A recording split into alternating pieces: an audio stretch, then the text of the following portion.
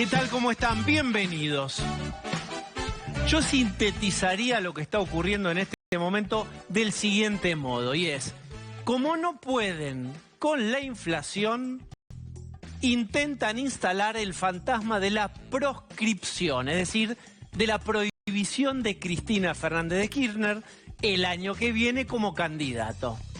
Fue, les diría, coreográfico, sin nada sincronizado. Primero apareció Soria, ministro de Justicia, diciendo y alertando en alguna entrevista que quieren prohibir la Corte Suprema, la justicia. Por supuesto, siempre hablan de un aparato mediático, judicial, empresario, donde está el planeta y el universo entero contra los gobiernos nacionales y populares.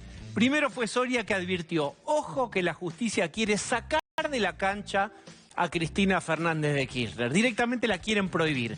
Esto es, la quieren proscribir. También fue Zaffaroni.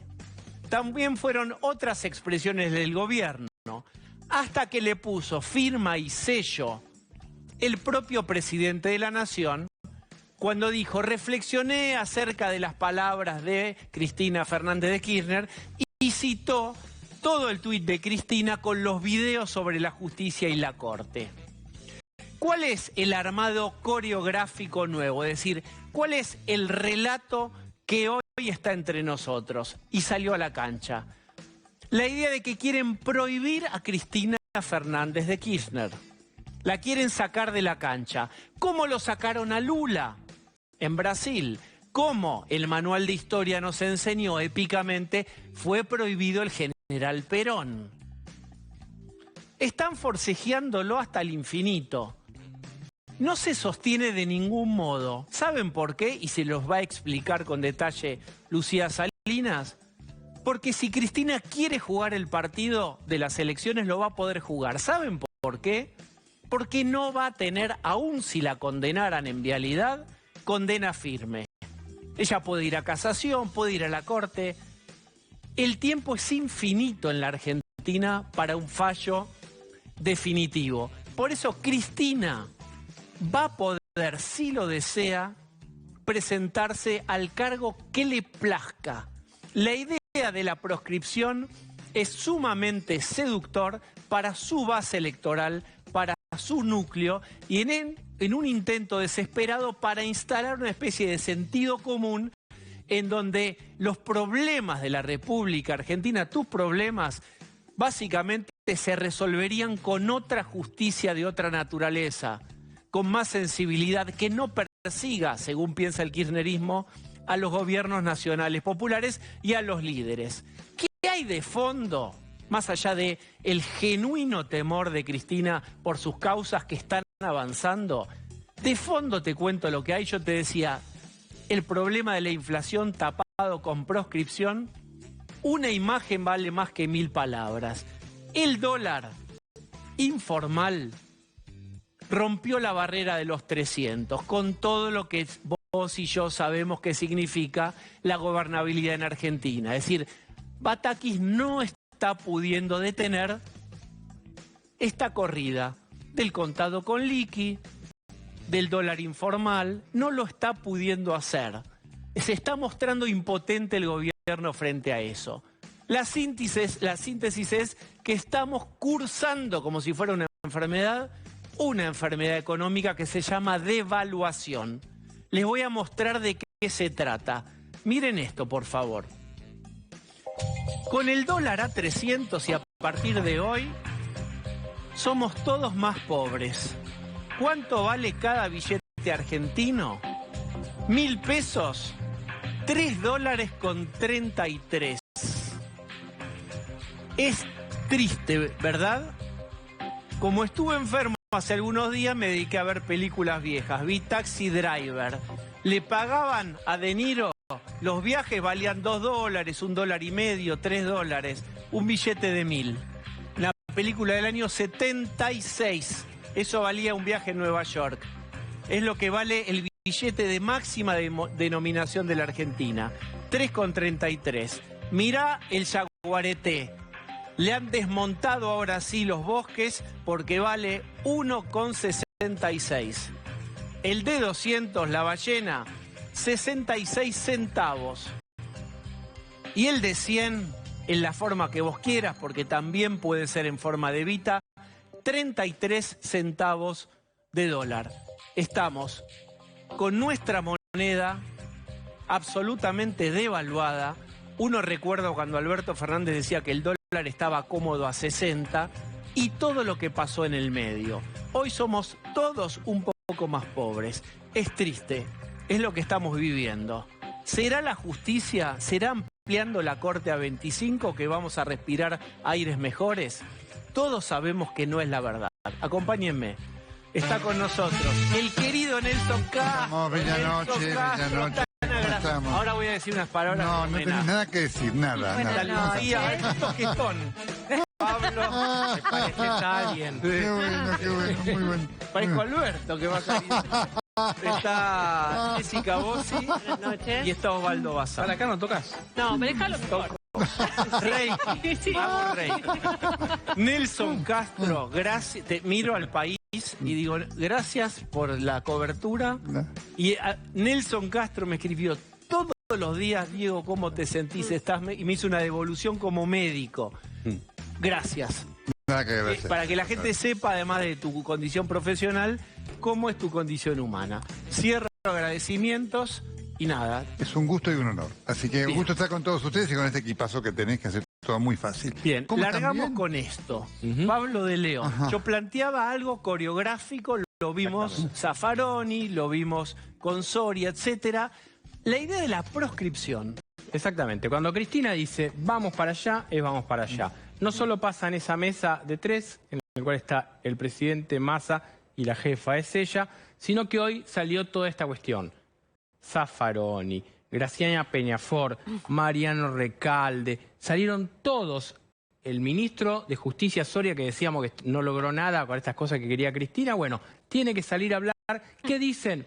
Que a Cristina la van a proscribir y no la van a dejar participar el año que viene, en el cual aún se evalúa si va a ser candidata a senadora, lo más seguro, o que pueda ser candidata a presidente. Esta cosa que ayer hablábamos de igualarla y victimizarla como Lula. Esto, como vos decías, es imposible, no va a pasar. Es parte de una cuestión que pone Cristina sobre la mesa cuando hay un gobierno totalmente desenfocado de la realidad. Hoy el presidente llegó a La Rosada a las 4 de la tarde Tranquilo. para un acto con Carla Bisotti y los farmacéuticos, que no para nada, digo, se habrán quizás decidido cosas importantes respecto de los precios de los medicamentos que a la gente le importan, pero la gente está desesperada con un dólar que se fue al diablo y un gobierno que no tiene reacción.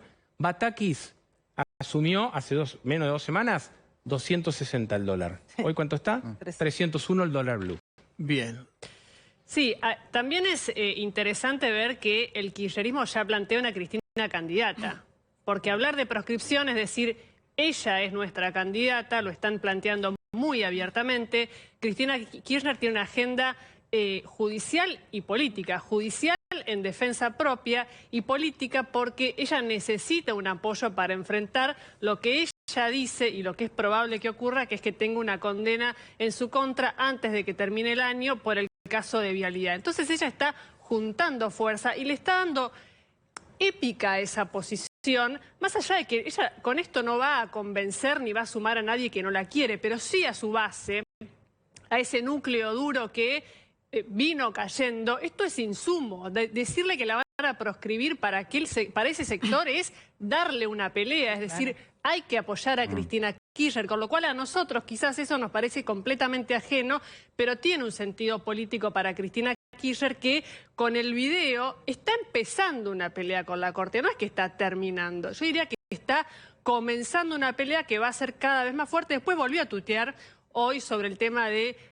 la justicia con un dato que hacía referencia, había dicho a Víctor Hugo Morales, respecto de los jueces de la Corte Suprema de Justicia. Es decir, esto va a seguir y es una puerta en la que ella elige entrar. ¿Vos te referís a los Sí. jueces nombrados por el Macri, macrismo. Rosenkrantz y Rosati, que después el peronismo aprobó en el Senado? ¿O yo Sí. estoy loco No, no. y estoy extraviado? Ningún para nada. ministro de la Corte puede llegar a ocupar ese cargo sin los 2/3 que le da el Congreso de la Nación, el Senado específicamente. Bien, Osvaldo. No, estaba pensando que la gran diferencia que hay entre Cristina y Lula, digamos, es que Lula tiene hoy la ventaja en todas las encuestas que hay para las próximas elecciones. Y Cristina tiene la peor imagen de política en Argentina, digamos, junto con Máximo. Entonces, no hace falta, digo, la proscripción, la primera proscripción se dio en las últimas elecciones, cuando la gente dijo, no los queremos. Digo, eso es parte de la proscripción. Porque se presente como candidata a presidenta de la Nación, digo, aparte de su núcleo duro, ¿qué votos puede sacar? A ver, yo me refería hoy a una coreografía, es decir, varios diciendo lo mismo te muestran una especie de estrategia comunicacional. Veamos lo que decía en un tuit Zaffaroni, lo voy a compartir ahora. Vamos a escuchar también a Nelson. A Cristina la van a condenar y atención, y la justicia electoral la va a proscribir. Bien, ¿quieren más? ¿Tenemos alguno más? Quiero que conozcan las frases exactas. Ahí está Soria, ¿eh? La proscripción de Cristina tranquilamente podría ser uno de los objetivos. Ahí tienen dos figuras fuertes. Mariano Recalde. A algunos les gustaría ver a Cristina presa. Sí. Hay una política de proscribir a dirigentes populares. Con variaciones mínimas del guión, el concepto es el mismo. Ahora voy a ir a que remate esta situación técnicamente Lucía. Pero Nelson. Bueno, tres cosas, ¿no?, que ustedes marcaban. Primero, la necesidad de un enemigo, ¿no? Además, esto es algo que además Pablo y Jessica lo saben muy bien. Está ya consensuado, se consensuó en la reunión de los miércoles, ¿no? Es decir, bueno, vamos a salir con esto, yo voy a salir primero con este comunicado y después van a salir el presidente y demás. El kirchnerismo necesita tener un enemigo para generar épica y esto ahora la justicia viene bárbaro. Segundo punto, que digamos, las mentiras son claras, porque acá con este tema de que hasta que no haya sentencia firme para un presidente, la sentencia se va a poder presentar sin ningún problema, ya pasó con el caso Menem. Así que poco a poco la mentira se va a ir decantando. Ahora, lo cierto es que la condena es inevitable, la cantidad de... Sería, yo te digo, lo escandaloso sería que no hubiera condena, porque te lo dicen todos los que conocen las causas, inclusive algunos afines en Comodoro Pi, dice, hay tantas marcas, tantos elementos de digamos, del compromiso de los Kirchner, es tan claro eso, que es imposible. Y a Cristina, esto le preocupa, porque en algunas de las causas están sus hijos, y sobre todo su hija que no tiene fuero, y a Cristina lo que le preocupa no es ir presa porque no va a ir, le preocupa tener prontuario. Porque un prontuario, y Lucía lo sabe muy bien, no te lo saca nadie. Vudú quedó libre, tiene un prontuario de por vida. Y este es un elemento que a Cristina psicológicamente le pesa mucho. Lucía, ¿qué viabilidad tiene la idea de la proscripción? ¿Pueden prohibirle a Cristina presentarse a elecciones? Técnicamente no, y ella lo sabe muy bien. Sí. Primero porque es abogada. Segundo porque su abogado defensor, que es Carlo Beraldi, es un penalista respetado en el ambiente y conoce toda esta letra chica que yo les voy a contar. Y Eugenio Zaffaroni, un ex integrante de la Corte Suprema de Justicia, lo conoce mejor que nadie también. Los tiempos procesales en la Argentina son profundamente laxos. ¿Qué significa esto? Hay al menos tres cosas para tener en cuenta. Si, siguiendo la tesis de Cristina Kirchner, y es que ella terminaría condenada por asociación ilícita, administración fraudulenta, y también no es negociaciones incompatibles el tercer delito, sino que es haber favorecido, haber utilizado Correcto. las estructuras del Estado a favor de su ex socio comercial.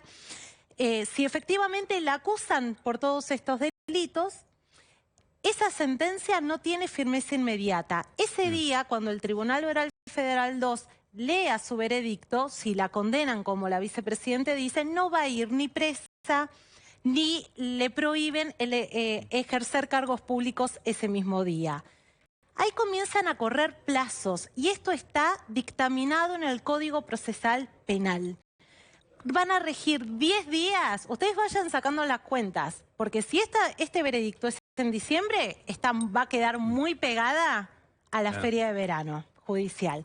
Van a correr 10 días para que todas las partes, son 16 imputados, apelen. Vayan y digan, nosotros estamos en desacuerdo si nos condenan. Después van a correr 20 días más para que la Cámara de Casación le diga a todos, nosotros vamos a ser los jueces que vamos a revisar esta sentencia. Después, la Cámara de Casación tiene que fijar audiencias, es decir, va a llamar uno por uno a los 16 acusados para que vayan a argumentar por qué ellos no están de acuerdo con esa sentencia en caso de que sea acusatoria. Recién, cuando todos los 16 acusados se expliquen sus argumentos, ahí la Cámara de Casación va a poder decir si confirma esa condena o no. Ahí recién se va a ir a la Corte Suprema. Y la diferencia es que la Corte Suprema de Justicia no cuenta con plazos para pronunciarse sobre una sentencia. Con lo cual pueden pasar años y años hasta que la Corte Suprema deje firme una eventual condena, como dice Cristina, que este tribunal ya la condenó. Una eventual condena. ¿Cuál es la diferencia o similitud con Lula, que fue proscripto en Brasil y efectivamente no se pudo presentar? Bueno, la diferencia es la siguiente. Lula va detenido después de que lo condenan a 8 años y 10 meses en un caso de corrupción. En 2018. Él permanece detenido al menos 19 meses exactamente. La Corte Suprema de Brasil lo que determinó en un fallo fue que para que él termine preso había que agotar todas las instancias, que son todas estas instancias más o menos similares que yo les estoy contando. Es decir, que la máxima autoridad judicial del país diga si esa sentencia está firme. Por eso lo liberan. Lula, cuando lo liberan, le quedan 10 causas todavía abiertas por corrupción. Pero básicamente lo que dijo la Corte Suprema de Brasil es agotemos, como dice la Constitución brasileña, todas las instancias. ¿Por qué no hay parangón? Primero porque Cristina no tiene una condena, aunque ella ya se autocondenó y ella lo que está planteando anticipadamente, si eso se cumple, le está queriendo quitar peso jurídico a su condena. Porque lo que está diciendo es, me quieren proscribir, esto es ser lawfare, esto es una persecución política, y deja de lado todas las pruebas documentales que hay en ese expediente.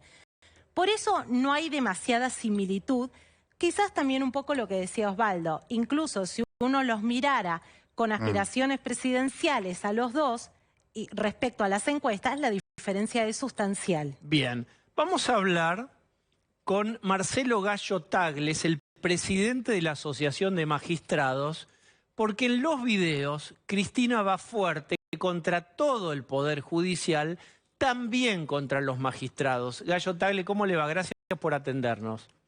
¿Qué tal? Buenas noches. Gracias a ustedes. Bien, ¿qué diría usted de estos videos de Cristina y las declaraciones de hoy del ministro de Justicia, de Zaffaroni, etcétera, con respecto a la proscripción y el ataque a la justicia en general? En realidad lo veo con mucha preocupación y con una enorme tristeza, porque yo entiendo que cualquier persona que está imputada en una causa quiera ejercer su derecho de defensa, pero no podemos perder de vista que en este caso particular, justamente quien quiere ejercer ese derecho de defensa reviste el carácter de vicepresidente de la Nación. Con lo cual, el peso de sus comentarios tiene una envergadura mucho más relevante y trascendente que el de cualquier otro ciudadano. Ahora bien, el problema también es que ustedes habrán advertido, nuestro comunicado quiso ser coherente con lo que nosotros proponemos, que es, tenemos que guardar mucha prudencia al hacer todo esto. Mucha prudencia porque no podemos perder de vista el rol que cada uno de nosotros representa en la sociedad al momento de hacer uso de un micrófono o hacer uso de un comunicado o un medio de prensa, lo que fuere. Y nosotros tratamos de guardar prudencia y equilibrio, respetando el derecho de defensa de la persona que está ejerciendo su defensa en una causa en la que está imputada, y al mismo tiempo equilibrio, porque los tres poderes debemos guardar muy buena prudencia al momento de hacer conocer las cosas como las estamos haciendo conocer. ¿A qué me refiero? Nosotros, como poderes del Estado, no podemos estar llegando a esta nota que estamos teniendo y tener que estar conversando de esto en vez de estar ocupándonos de los temas trascendentes que al ciudadano le preocupa. Más aún si en el video hay una gran cantidad de manifestaciones, primero que se contradicen con sus propios dichos, como podría ser el caso Bruglia y Bertuzzi, que lejos de ser protegidos por el presidente de la Corte, justamente el fallo de la Corte dispuso que volvieran a los cargos que tenían que ocupar y no en los que están. Con lo cual ahí ya hay una clara contradicción de lo que ha trascendido en los medios. Pero las demás manifestaciones, si efectivamente fueran verídicas, tienen una trascendencia y una gravedad tan importante que como funcionario público tendrían que estar denunciadas, no solo en la justicia, sino en los organismos necesarios para remover a todas aquellas personas que están ejerciendo el cargo de magistrados. Y aparte se habla de la mala imagen del Poder Judicial, cuando el Poder Judicial fue el único, desde la pandemia para acá, que efectivamente y en forma eficiente no cerró sus puertas y trabajó. No sé cuántas leyes se han dictado desde el inicio de la pandemia hasta acá. Nosotros podemos demostrar con estadísticas y con el sistema informático que tenemos todo lo que se trabajó y que nunca el trabajo se interrumpió. Con lo cual, al momento de hablar de imagen, tenemos que evaluar muy bien quién es el que efectivamente trabajó. Y mucho de nuestro trabajo se vio entorpecido porque los demás órganos del Estado tenían las oficinas cerradas cuando tenían que recibir las disposiciones judiciales.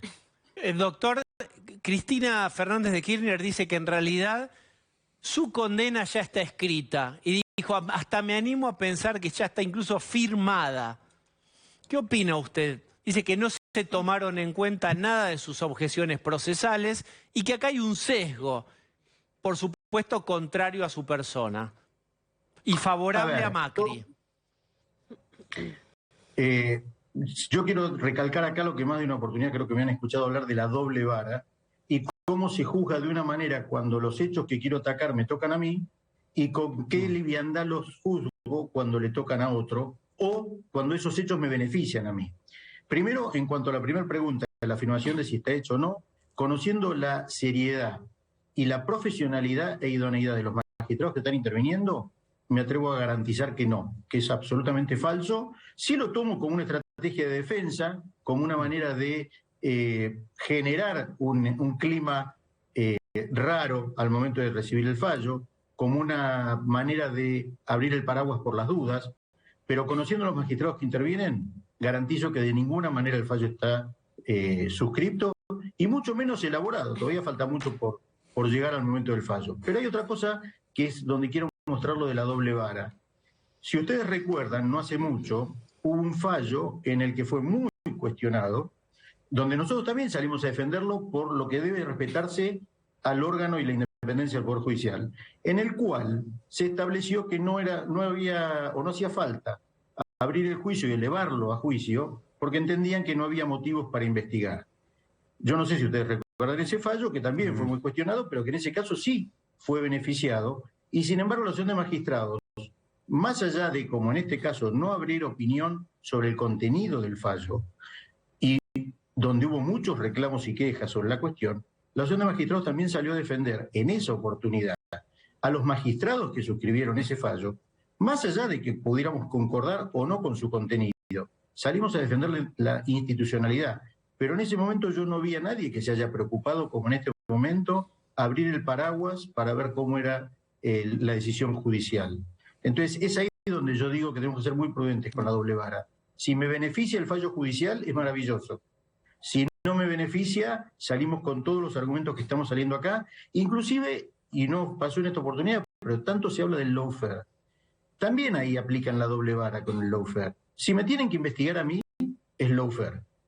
Si están investigando y denuncian a un juez que avanza con una investigación, y nosotros mencionamos que ese ataque a ese magistrado justamente lo que pretende es violentar su independencia, ahí nos señalan aquellos que violan esa independencia, ¿por qué no dejan que la investigación siga su curso adelante? Y va a quedar demostrado que la investigación es falsa, si es que realmente es falsa.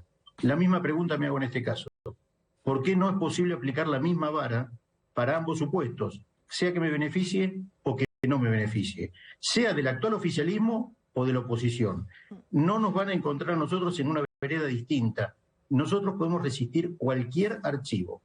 Siempre defendimos la independencia del Poder Judicial y nunca fue variada esa dirección si el caso era por defender a uno o a otra persona, sea del signo político que sea. Y este ataque, de esta manera, a la justicia, es gravísimo, porque si muchas de las cosas que ahí se mencionan fueran ciertas, tendrían que estar denunciadas en la justicia, y no lo están. Nelson. Doctor, frente a esto, claramente ustedes entienden entienden que viene un ataque político que busca atacar la estabilidad de los jueces? ¿Sabe qué? Eso no me preocupa tanto, porque conociendo a los magistrados que están involucrados en estas investigaciones, no digo que sea agradable ser objeto de estas críticas, pero no van a lograr mella en ninguno de ellos. Y van a resolver lo que tengan que resolver, sea absolver o sea condenar, con la misma entereza con que lo están haciendo hasta ahora. No es esa la parte que me preocupa. Cuando digo A mí lo que estabilidad más me refiero a la posibilidad de iniciar juicios políticos, ¿eh? No, a ver, eso viene con el cargo. O sea, nosotros no somos refractarios a que eso ocurra porque no tenemos nada que esconder y en el juicio político se demostrará si hay motivo para avanzar o no. Yo lo que le quería señalar, que a mí lo que más me entristece de todo esto que está pasando es la imagen que los tres poderes estamos dando a la sociedad. Tenemos problemas gravísimos que está atravesando la sociedad hoy, consecuencia de los problemas que todos conocemos y estamos dedicando y perdiendo tiempo en esto, en vez de, si hay que, obviamente, utilizar las energías para ejercer la defensa en juicio, ejercerla de la manera que corresponde. No utilizar un micrófono. Llegar a la defensa por las vías que corresponde. Vía un micrófono, generando esta situación de zozobra, esta incertidumbre en la gente, donde la gente se pone a favor o en contra solamente por escuchar un discurso, discursos vacíos, sin respaldo, porque si los hubiera tendría que haber denuncias que no las hay. Ayer lo escuchaba el doctor Stornelli señalando una de las contradicciones que es, hablan de los recursos que tengo en la Corte, no tengo ningún recurso en la Corte. Las causas de Bruglia y Bertuzzi, ya las mencioné, fue justamente la Corte quien las dispuso dónde debían terminar Bruglia y Bertuzzi. O sea que no hay un apañamiento de estas dos personas. Y un sinnúmero de tantas afirmaciones como esas, en las cuales lo más importante es la imagen que estamos dejando a la sociedad. Nosotros tendríamos que ser tres poderes trabajando en beneficio del ciudadano, para darle respuesta al ciudadano y no para distraernos en una causa puntual y particular de nadie. Bien, última, Lucía. Marcelo, la discusión que viene a plantear el gobierno en tándem es ampliemos el número de integrantes de la Corte. El kirchnerismo quiso una Corte de 5, tuvo una Corte de 5, ahora quiere una Corte de 25, lo que muchos decían en Comodoro Pi, bueno, el día de mañana, ¿qué Corte va a querer? Evidentemente, lo que no le gustan son las resoluciones en algún punto. Hago un paréntesis. Yo sí creo que el Poder Judicial debe darse una discusión puertas adentro respecto a qué le devuelve a la ciudadanía y a que en muchas circunstancias la gente misma tiene cierto sentimiento de impunidad frente a algunas resoluciones judiciales. Digo, me parece que una cosa no debería quitar la otra, pero cuando se pone en discusión la máxima autoridad del Poder Judicial, ¿cómo baja eso hacia los estamentos más bajos? Perdóneme, le pregunto, y hablando de lo de Lucía mencionó la Corte de 25, ¿usted qué piensa de una Corte de 25? Un disparate, pero voy a contestar todo lo que mencionaba Lucía. Primer punto, a pesar de la enérgica defensa que yo pueda hacer de todo lo que estoy hablando, soy muy consciente que el Poder Judicial tiene muchas cosas para mejorar. No estoy haciendo esta defensa y el Poder Judicial funciona brillantemente bien. No. Y desde el Poder Judicial hemos planteado millones de proyectos para tratar de mejorar la justicia que van perdiendo el Estado parlamentario. El problema de esos proyectos que son con fines de perdurabilidad y para que efectivamente den una respuesta eficiente al ciudadano. Hoy los proyectos que están prosperando son los efímeros que vienen a atender un interés puntual de la actualidad del que lo propone.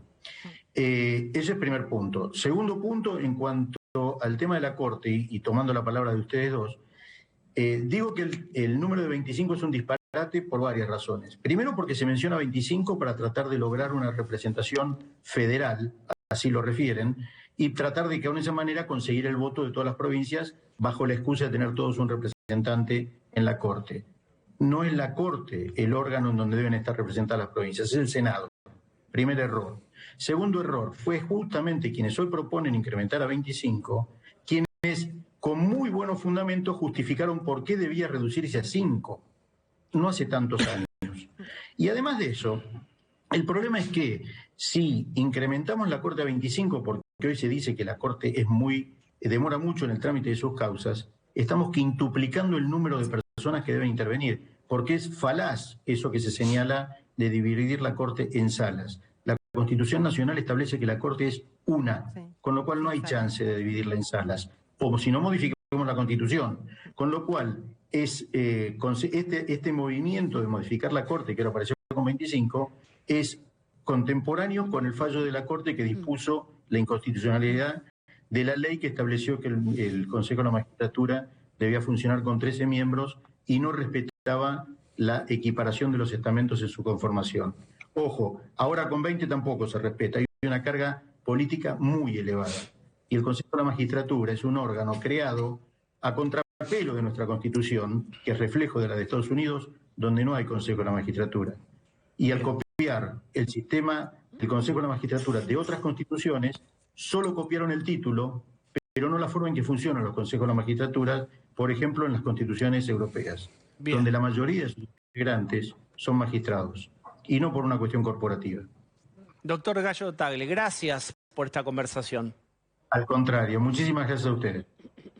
Bueno, Osvaldo Bazán. Sí, es muy impresionante otra vez que estemos esperando que la excelentísima tenga reacciones humanas a esta altura del partido. Digo, ya es como dice el doctor Nelson, dice todo el tiempo que es mala. Parece que no alcanza con que es mala. Digo, tiene un plan. Digo, está el país entero, somos millones de personas que estamos dependiendo de un capricho de una persona que encima tiene muy mala imagen. Digo, y pasan los meses y sigue pasando esto. Digo, está el país parado por el capricho de una sola persona. Digo, no sé si somos capaces de entender la locura que una sola persona está poniendo a millones de argentinos y a la historia del país entero. Digo, o estoy muy equivocado. Hubo un comunicado de Juntos por el Cambio, se juntó la mesa nacional y hubo un comunicado que habla de la preocupación ante el agravamiento de la crisis que vivimos los argentinos, habla de una crisis sin precedente a la que responsabiliza a Alberto Fernández y a Cristina y habla de la posición delictiva y conspirativa de la señora vicepresidenta, que no solo vacía la figura presidencial, sino que atenta contra el resto de las instituciones y habla de una persecución de un interés meramente personal que pone ante el abismo a toda la nación. Esto es lo fundamental del comunicado de Juntos por el Cambio, que se reunió incluyéndolo al expresidente Macri. Bien, Lucía. Bueno, ahí un poco, creo que lo dijo Jessy al comienzo, hay en este ataque directo de Cristina Kirchner contra la Corte Suprema de Justicia hay un interés particular por sobre un interés institucional, que no me parece que esté mal discutir cómo funciona el Poder Judicial y cómo hacer para que funcione de una manera más eficiente. El problema es que las preocupaciones de Cristina Kirchner son directamente personales, son los fallos que la Corte tiene en sus manos y que pueden perjudicarla a ella como a sus hijos. Cuando el kirchnerismo quiso esta Corte de 5, creían que era el camino correcto. Ahora no la quieren. Cuando el kirchnerismo reformó el Consejo de la Magistratura, consideró que era el camino correcto. Ese Consejo no funcionó como ellos esperaban tampoco y quisieron volver a modificarlo. Entonces, pero te lo hago más corto. No hay cambio que les alcance. Y le paso la pelota para cerrar el tema a Nelson. ¿Y por qué no avanzan con el reemplazo de Hayton de Nolasco? ¿Y por qué no? Si eso está ahí, hay que empujar la pelota, ponerse de acuerdo y nombrar a alguien. ¿Por qué no nombran un procurador? ¿Por qué hay que ir tan allá si ni siquiera hay estas posiciones que están vacantes y son necesarias? Nelson. Quiero recordar dos cosas nada más como cierre. Primero, que hubo un episodio en el Consejo de la Magistratura donde alguien, efectivamente de adentro, lo intrusó y averiguó las declaraciones juradas y nombres de familiares a los jueces. Y el otro punto, hubo un fiscal que la investigó a Cristina y prometió llevarla a la justicia. Se llamaba Nisman y murió. Muy bien, muchas gracias. Sonará... ¡Aló!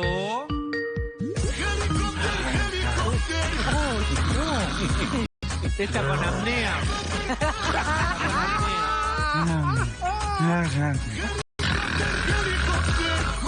¿Qué pasó? ¿Ya empezó el mundial? ¿Ya empezó el mundial? Messi, gol. Ya quisiera. Buenas noches, América. Chau, chau, chau, chau, chau. Chau. ¿Cómo te va, Diego? ¿Cómo estás? Yo Estoy practicando porque me invitaron a lo de Marcelo Tugo. Perdona lo de Marcelo Hugo. Y quiero entrar con un tema bien arriba, ahora que empieza Canta conmigo ahora. Amores fuertes en el inicio del tapeo. Que seguro va a empezar con el... Sí, tapeo, la mesa del hambre, ¿no? Va a abrir el programa con la mesa del hambre, ¿no? Marcelo. Redobla, muy bien. Claro. ¿Eh? ¿Qué pasa? ¿Estamos al aire? Estamos ¿No? al aire, ¿Sí? sí. Bueno. Hoy fue... ¿Qué onda? Quiero... ¿Cómo ve este mercado pequeño, marginal, reducido del dólar informal o blue? Yo estoy que hoy cómodo superó con este dólar a 300, estoy cómodo. Es más, creo que para las exportaciones podría venir bien un dólar a 500, ¿no? Claro. Ya estamos a mitad de camino entre el dólar que pronosticaban los economistas serios y el marido de Pampita. Así que Le hicieron estoy bullying por ese... empezando a ¿A cuánto pensar era de que 400? 400, sí. debería invitar acá a Olivos a Pampita No. y a Morita. Ah, bien. En fin, pero bueno, me siento fuerte, respaldado por la gente y sobre todo por Cristina. Pero voy a aprovechar este respaldo popular y este liderazgo político que tengo para hacer algo sensato y decirle a Cristina que tiene que respetar la división de poderes. Porque tiene que saber que los compañeros de la Corte son todos peronistas. Los cuatro. Salvo Rosenkrantz, que es gorila, Maqueda, Rosati y Lorenzetti, son compañeros. Y hay que respetarlos. Así que, ojo, no sé si hay que cambiarlos tanto. Me parece que tenemos que cuidarlos. Sí. Ah, te sorprendí con esa Me declaración, sorprendió tanto que- esto, a ver, perdóneme. Acá ahora porque son 8:20 y 35.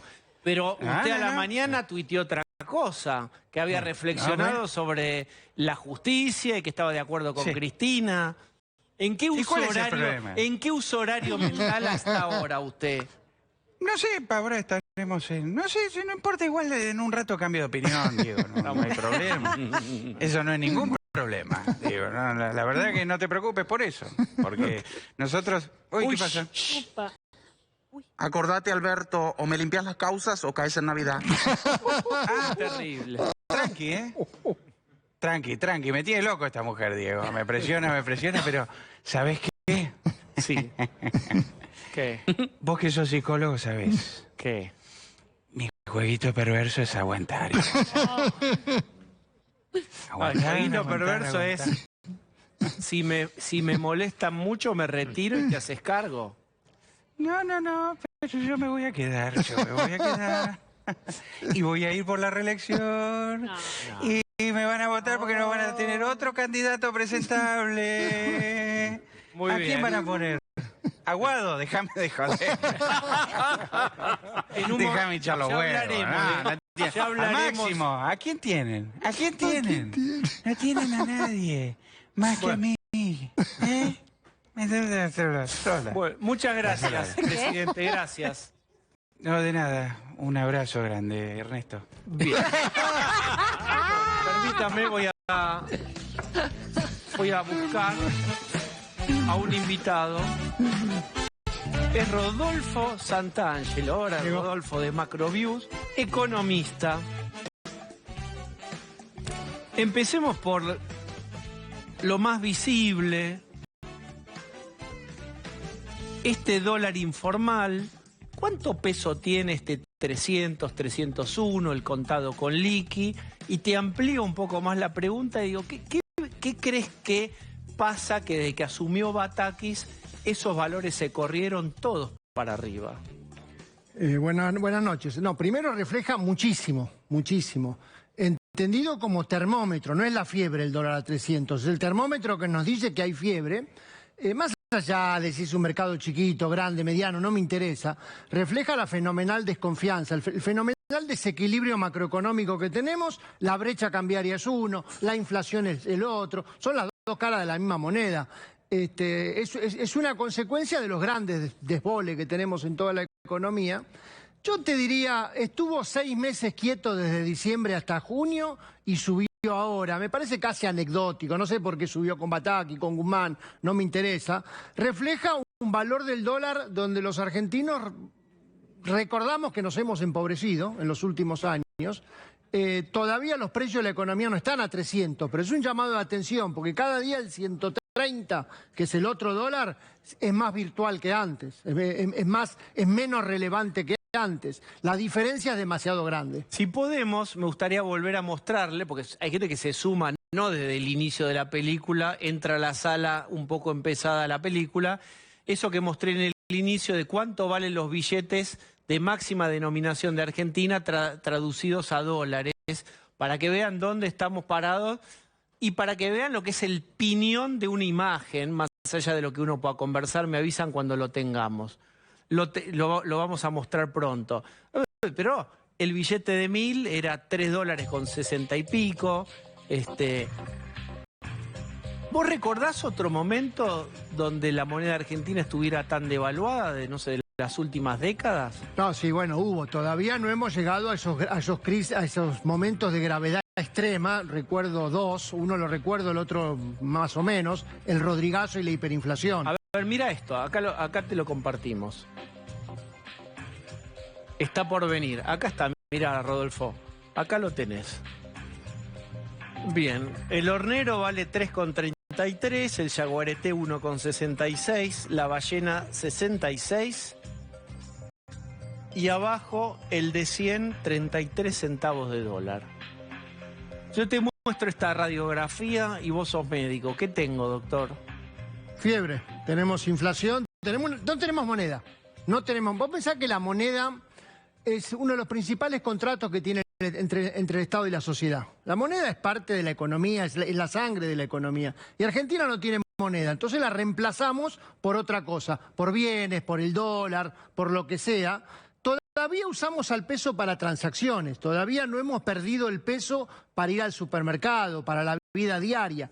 Cuando perdemos eso, en palabras del economista, cuando la velocidad de circulación del dinero es gigantesco, porque te quema, te lo doy y te lo querés sacar de encima porque no lo querés tener ni el fin de semana, eso es una hiperinflación, en eso no estamos.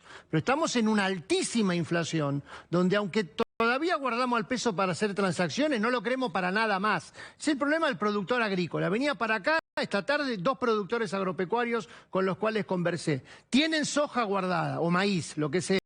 Y no la venden porque no saben qué hacer con los pesos. Vos fíjate qué paradoja. No sabemos qué hacer con los pesos. Quieren ir a comprar una camioneta, no hay. Quieren comprar un tractor, no hay. Quieren no sé qué cosa, no hay. Entonces se quedan con la soja. Así como el productor hace eso, otros hacen otras cosas. Porque el peso no nos sirve. No es moneda. No tenemos moneda. Vos mencionaste un factor, que es la velocidad de transacción. Cuanto más rápido me lo quiero sacar de encima, más me acerco a una hiper. ¿Cómo, digamos, a esta situación actual, qué deberías agregarle para estar en velocidad de hiper? No, todavía falta. Los procesos esos son procesos largos. Ojalá que no lleguemos. Yo creo que no, yo creo que no. Tenemos un estadio anterior que fue el Rodrigazo, no fue una hiper. El Rodrigazo de 1975, que venía precedido de un plan Gelbar. Yo creo que se debería llamar Gelbarazo, porque se originó en el plan Gelbar. Rodrigo es el que levanta la olla. Fueron 3 meses de 30% de inflación mensual. La hiper fue 30, 70, 100, 190. Eso no. No, yo creo que, a ver, obviamente si salen proyectos como el salario universal, nos acercamos un poquito más al precipicio. Porque pensás que eso va vía emisión. No, pienso no hay ninguna otra chance que no sea así. O sea, es un disparate mayúsculo pensar en esas cosas. Si seguimos creyendo que el mercado cambiario, el dólar de 130, lo frenamos, lo controlamos con estas prohibiciones de importar, sonamos, porque en 30 días las fábricas se quedan sin insumos para producir. Entonces, acá tenemos que entender la integralidad del programa económico. Tiene que haber alguien que mire el tablero de ajedrez completo. No puede ser que uno mira cómo mueve el caballo, otro mira cómo mueve el alfil, uno se ocupa de la torre. Tiene que haber alguien que mire la integralidad del programa económico. Y está claro que así como vamos a una inflación creciente, que siempre lo tuvimos claro, no es una novedad, no es que estoy sorprendido por lo que estamos viendo. Empezó el año con el acuerdo con el fondo, leímos el documento, decíamos piso 60. Vino la guerra, que es un problema para Argentina, no es una oportunidad. Piso 70. Se va Guzmán, piso 80. Y capaz que en 2 meses estamos en piso 90. Todavía no hemos entrado en decir 80, 100, 100 no sé cuánto. Pero estamos en una inflación creciente, ¿Vos crees que Cristina Fernández de Kirchner tiene conciencia de la situación? Yo creo que tiene conciencia de la situación y está preocupada, tiene un diagnóstico equivocado. ¿Cuál crees vos que es el diagnóstico que tiene Cristina? El diagnóstico que por lo menos se expresa y que creo que es lo que ella piensa y lo que piensa gran parte del peronismo y de la dirigencia política argentina es que el problema es mucho más de lo que hace el sector privado que lo que hace el sector público, mucho más de los empresarios que de la política económica. Entonces, el problema es que este empresario me sube los precios, el problema es que este me sube el dólar, el problema es que el especulador, y que todo eso se resuelve con medidas policiales, con controles, con restricciones, con prohibiciones, con cepos, con lo que sea. Y ahí creo que está el diagnóstico equivocado. Tiene, por ejemplo... ¿Siguen con ese diagnóstico? Yo creo que sí. Siempre he pensado que están convencidos de lo que hacen y esperan otros resultados, y cuando los resultados no son los que esperan, duplican la apuesta, casi digo, duplicando el error. Cuando Batakis dice mostrarse preocupada por el equilibrio fiscal, y ha habido algunas declaraciones de Alberto Fernández donde dice vamos a buscar el equilibrio lento, con su tiempo, como para no asustar a nadie, ¿no? Pero reconoce esto del equilibrio fiscal. ¿Vos les creés? ¿Creés que va a haber una búsqueda ahí? Yo creo que en primer lugar Batakis, en su modestia de objetivos de política económica, es un avance respecto a lo que teníamos antes. Porque antes teníamos un no diagnóstico. Batakis, en su modestia, en su mirar su quintita, viene a decir tenemos un problema y tenemos que parar la pelota. Creo que cuando dicen equilibrio fiscal, lo que están diciendo, vamos a tratar de que no empeore. O sea, estamos lejísimos del equilibrio fiscal. Estamos en una cosa donde la cosa venía empeorando y vamos a ver si paramos de empeorar. Estabilizamos la inestabilidad. No vienen a eliminar o a corregir la inestabilidad. Vienen a estabilizar la inestabilidad. Con un gran problema. Faltan 17 meses. 17 meses para el diciembre del 2023. Pero los argentinos estamos preocupados por los próximos 17 días o las próximas 17 semanas, ¿no? 17 meses nos parece el siglo que viene. Entonces, Batakis, no personalizando en la ministra, sino en lo que ella representa, viene a ver cómo se estabiliza esta inestabilidad, pero falta mucho. ¿Qué medidas ves vos que pueden tranquilizar la economía que estén planeando o instrumentando en los últimos días? No, a ver, no para tranquilizar la economía, y me cambiaste un poco el objetivo. Yo creo que van a insistir con los controles. Ayer el presidente se refirió de manera bastante desafortunada a los efectos que tiene el turismo en el exterior. Sí, claro. Yo creo que ahí, y lo había mencionado también la ministra Batakis hace poco, así que a mí no me sorprendería que venga alguna medida. No sé cuál, ya vino esto del impuesto de la FIP, es totalmente irrelevante. A mí no me sorprendería que venga algo de eso. De repente A ver qué se te ocurre. Después cruzamos mientras te escuchamos los dedos. No lo sé y alguno me va a decir no les des ideas, pero no es que yo le estoy dando la idea. Pero qué sé yo, le puede poner un cupo. ¿Qué sé yo? ¿Cupo a qué? ¿No hay un cupo para comprar $200 por persona? Sí. Podrán poner un cupo a la tarjeta, qué sé yo. Estoy diciendo, no lo estoy recomendando. Por supuesto, está entendido. Digo, pueden venir por esos lados. Medidas para ganar tiempo. Capaz que viene eso y me lo dijiste, ¿vos qué crees que va a pasar? Y capaz que ganan 2 meses, o 2 semanas, o 2 no sé qué cosa. Me parece que está orientado por ahí. Obviamente podrán incidir con el impuesto a la renta inesperada, no vamos ni para atrás ni para adelante. La segmentación tarifaria es un buen primer pasito para abrir la compuerta a algo que necesita Argentina, que es reorganizar completamente su sistema de energía y transporte. Pero esto es un primer pasito recontra insuficiente. Por eso, si la pregunta es para tranquilizar la economía, nada. Ahora, si es para estabilizar la inestabilidad y frenar el deterioro, pueden venir algunos de estos parches para ir ganando tiempo. Pensado al revés, ¿qué debería mencionar o anunciar o hacer el gobierno para decir, mira, mañana, por ejemplo, el informal bajó 10 mangos, el contado con liqui se tranquilizó, el riesgo país bajó un poquitito? 10 mangos es como si tenés 40 de fiebre y te ponen un pañuelo en el agua fría y te baja la fiebre así. O sea, si mañana, qué sé yo, suben la tasa de interés 10 puntos, puede bajar 10 mangos. ¿No? Así, ¿qué diferencia hay entre 2,90 y 3,50? casi ninguna, casi ninguna.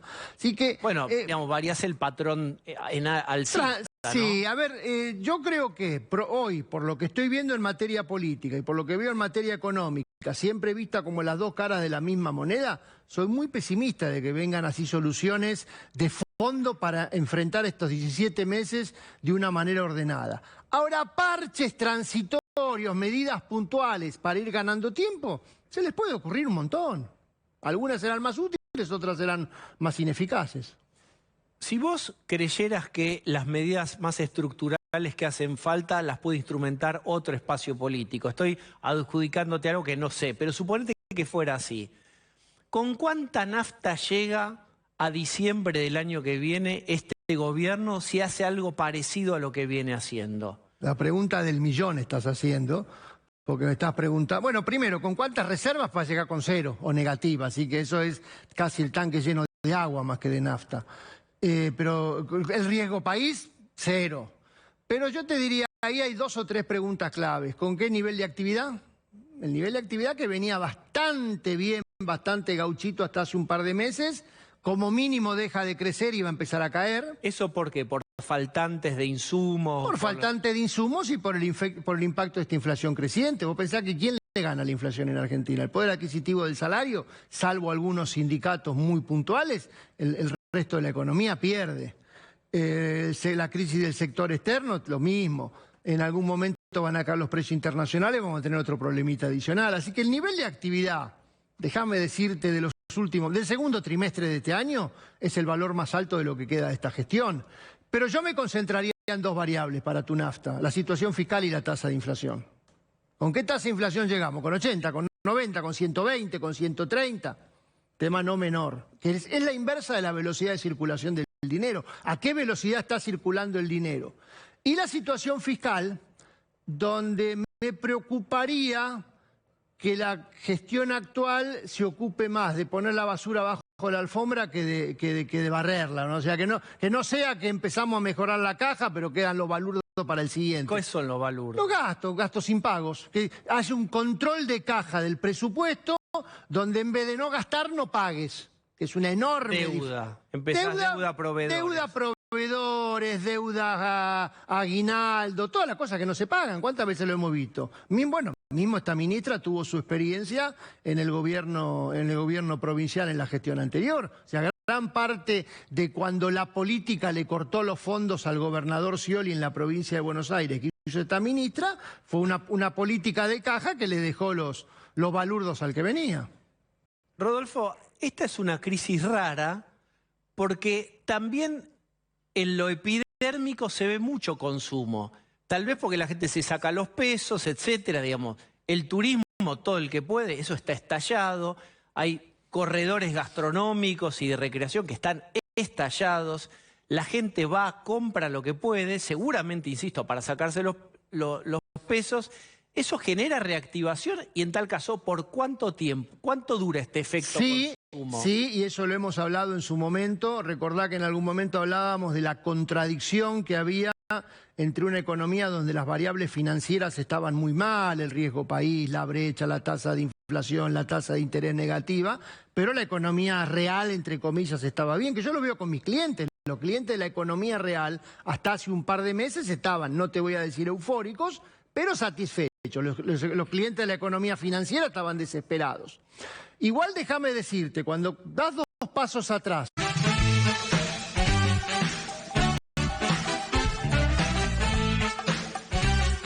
Y ahora vamos a compartirles una noticia que va a tener fuerte impacto y mucho debate y mucha discusión. No sé si tanto en el oficialismo, pero seguro en la oposición.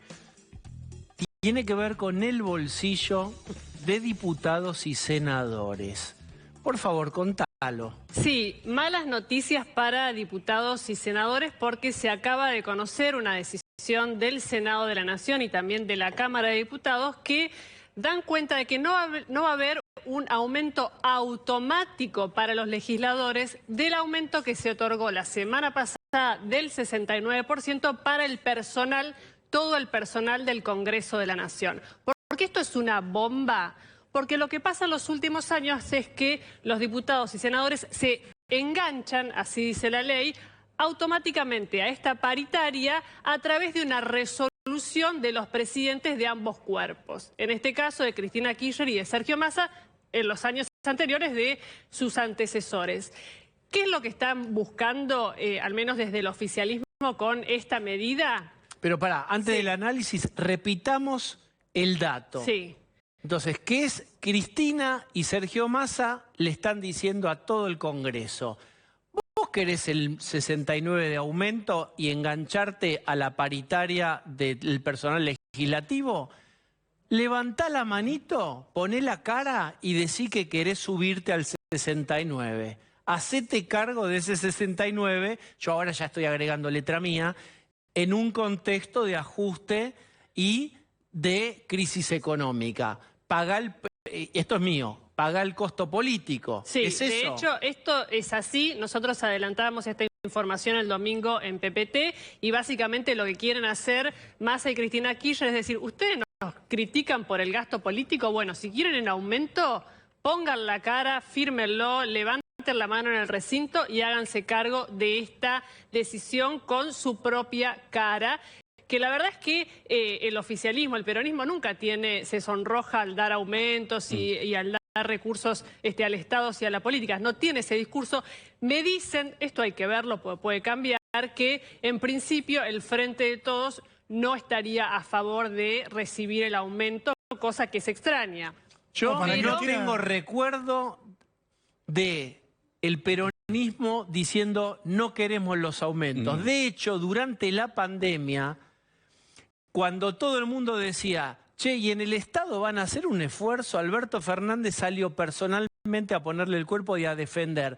A Bisotti y a un montón de ministros diciendo se están matando en la cancha, están laburando 16, 18 horas por día, no hay que tocar esos sueldos. Es decir, esto es que tiene una estrategia política. ¿Cuál es, Pablo, para vos la estrategia política?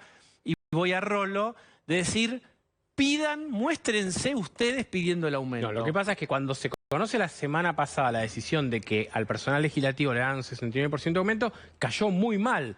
O sea, no es que reaccionaron en 2 horas, tardaron una semana en reaccionar, evidentemente evaluaron el costo político y acá dijeron, bueno, listo, si quieren asumir el costo político. Por la oposición también hay que reconocer, nadie dijo nada respecto de no aumentar esas dietas. En este caso van a tener que levantar la mano.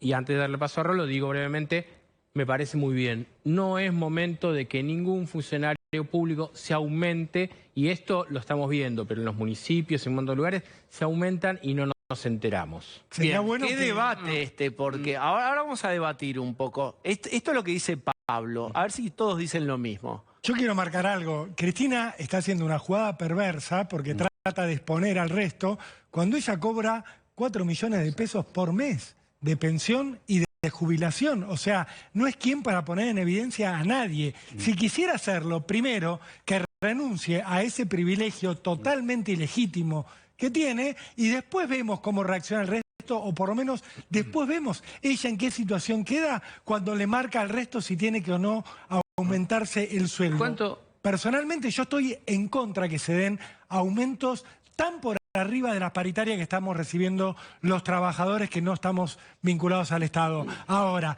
que Cristina quede como la que se está ocupando de bajar el gasto público cuando gana 4 millones de pesos, si no vieron el domingo PPT, a lo que equivale a los 110 jubilados que cobran la mínima, que equivale la plata que recibe todos los meses del Estado. Cristina Kirchner. Nadie dice eso, entonces, Rolo. Yo no te digo que no podemos analizar esto como si Cristina fuera una persona... ¿De cuánta plata estamos hablando? Podrían llegar a irse a 1 millón de pesos algunas de las dietas. Los números son los siguientes. Soy un legislador promedio neto de bolsillo. ¿Cuál es? Sí, diputados y senadores más o menos lo mismo. Recién confirmaba el número. Hoy cobran la dieta en el bolsillo 359.000 pesos. El aumento del 69 es en 2 tramos. En julio y en octubre. En octubre, de dieta de bolsillo, siempre hablamos no bruto, de bolsillo, pasarían a cobrar 606.000 pesos. A eso se le suman otros combos que tienen que ver con el plus de desarraigo, con movilidad, etcétera, y la posibilidad que tienen todos los diputados y senadores de tener también asesores, que eso es una cuenta aparte. Es decir, cobrarían por encima de 600.000 pesos de dieta. ¿Cuánto con el aumento? ¿Cuánto hay que ganar para que no te den el tema de las tarifas, de subsidio? 339. O sea, están ahí, digamos, están ahí en ese límite, ¿no? Por lo que vos decís hoy. A ver, marquemos la jugada. La jugada es, bajo el paraguas de, vamos a privilegiar el ahorro del gasto público, que es un poco clima de época, que diga la oposición el renunciamiento histórico a subirte a la paritaria. A ver, pará. Es un dardo envenenado también. Sí. Es dardo envenenado. Nuestra sociedad está todo el tiempo exigiéndole a los políticos, y me parece bien que le exijamos. Digamos, porque o trabajan poco, o porque hay pocas reuniones en el Congreso. ¿Cuántas veces se reunieron este año? Las leyes que salen no son las que nos están beneficiando. Eso es un tema. Me parece bien que exijamos. Ahora, si exigimos, no me parece mal que alguien que trabaja, y yo quiero que trabaje, tenga un aumento medianamente como el que tenemos todos, que digo... ¿El 69%? ¿En cuánto está la paritaria? No sé quién tiene la paritaria. Nosotros no la tenemos, Osvaldo. ¿Cuál festejó Cristina? Cristina festejó la paritaria de los bancarios, que era del 60%. Bueno, esto está por arriba. Esto está por arriba. Digo, pero eso fue hace 3 meses, 2 meses. Sí, los números eran otros. Sí, pero digo, el gasto del Congreso no está en los legisladores, está en los 14.000 empleados. Pero los 14.000 empleados son de los legisladores. Pero ellos meten gente y a muchos les cobran un porcentaje del sueldo que cobran. Pero ese es el tema, digo, sí. porque no es transparente. Si fuera transparente lo que cobran los legisladores, no me parece mal que cobren bien, si trabajan bien. Digo, yo no le podés exigir a un tipo que trabaje bien si le pagas mal. No, pero el problema es, la Argentina está en una situación de crisis total, tremenda, y también de legitimidad de un montón de sus funcionarios y eso. Y yo vuelvo a decir, hay estructuras parlamentarias como la legislatura de la provincia de Buenos Aires que ganan mejores sueldos que la un diputado y un senador. Ahora yo digo, en esa circunstancia sería bochornoso que se aumentaran los sueldos de los diputados y los senadores. ¿Le pedimos ajuste a la política? No me parece. En mi opinión, podemos estar seguros. Bueno. Hoy la política debe mostrar austeridad en una Argentina pobre, absolutamente. Pero entonces, es demagogia mostrar no importa. esa austeridad. Si quieren, bánquensela, vayan y levanten las manos. Porque cuando Monzón, el presidente de la Cámara de Diputados, también a él lo obligaban los propios de su bancada a que él tuviera que dar la cara y firmar la cosita porque no se animaban a levantar la mano. Pero bien que se le quejaban cuando no aumentaban los sueldos. Pero el sueldo de los legisladores, digamos, la verdad, es mínimo en comparación a todo al verdadero gasto que tiene el Estado, el gasto de más que tiene el Estado, y que es muy demagógico decir, ay no, estos 200 tipos que no se aumenten, cuando en realidad salen los chorros de guita en absolutamente todas las empresas del Estado. Pero, Osvaldo, lo que pasa, me parece que hay un elemento que es, no quiero llamarlo productividad, pero lo voy a llamar productividad. Pero está bien. ¿Y sabes qué está es? Bien. Decime qué leyes sancionaron para mejorar la calidad de vida en un momento de crisis en un primer semestre. Está bien, entonces como son malos no le pagues algo. Te puedo, me permitís que te mida tu trabajo. Diego, pero entonces como son malos te lo miden, Osvaldo. Ya lo sé, Diego, pero me parece que no es la solución decir, bueno, como son malos le pago poco. Pero no están obligados a ser diputados o senadores. Van ahí y saben lo que van a cobrar. Y el presidente cobra 400 y pico mil pesos. Tenemos que hablar de la jugada política. Ese es el tema. La jugada política. Diego, lo que quiero marcar es esto. Déjame preguntar. Nos meten en un debate sobre la austeridad o no, el recorte de las cuentas públicas o no, y en realidad lo que están armando es un relato. Exacto. O sea, lo único que les interesa es hacer jugaditas políticas, chicanitas. Esto de Massa y de Cristina es un papelón. No están preocupados por bajar el gasto público o por hacer un control. ¿Vos te crees que alguien que está mirando, vos te crees que alguien que está mirando va a decir que de repente lo desmienta a Nelson y Cristina pasó a ser buena? Pues perdóname, déjame jugar, voy a ser el abogado del diablo. Alguien podría, que no esté de acuerdo ideológicamente con lo que piensan algunos de este programa, decir, la histeria hecha panel de televisión. No querían equilibrio fiscal, no querían que la política acompañe gestualmente bajándose. Ahora que Cristina y Massa dicen no hay aumento automático y lo desenganchan, lloran panelismo. No es eso. Estoy provocando. Quiero decir algo. Acá, lo que están buscando exponer, desde que nosotros lo contamos el domingo hasta hoy, un montón de diputados se comunicaron con las autoridades parlamentarias para decir, si nos hacen eso, no les damos nunca más quórum. Por favor, están todos tratando de tener el aumento de sueldo y discuten plata y discuten cargos. Lo que hizo el Frente de Todos fue exponer esto. Yo no voy a hablar bien de Cristina Kirchner, voy a decir, hicieron una jugada para exponer algo que pasa. Pero sus propios legisladores. No, de la oposición no, yo lo que quiero decir es que esto es solo relato. Y senadores esto es solo de relato. Esto es solo relato. No es cierto que estén bajando el déficit porque personas que están trabajando no tengan un aumento.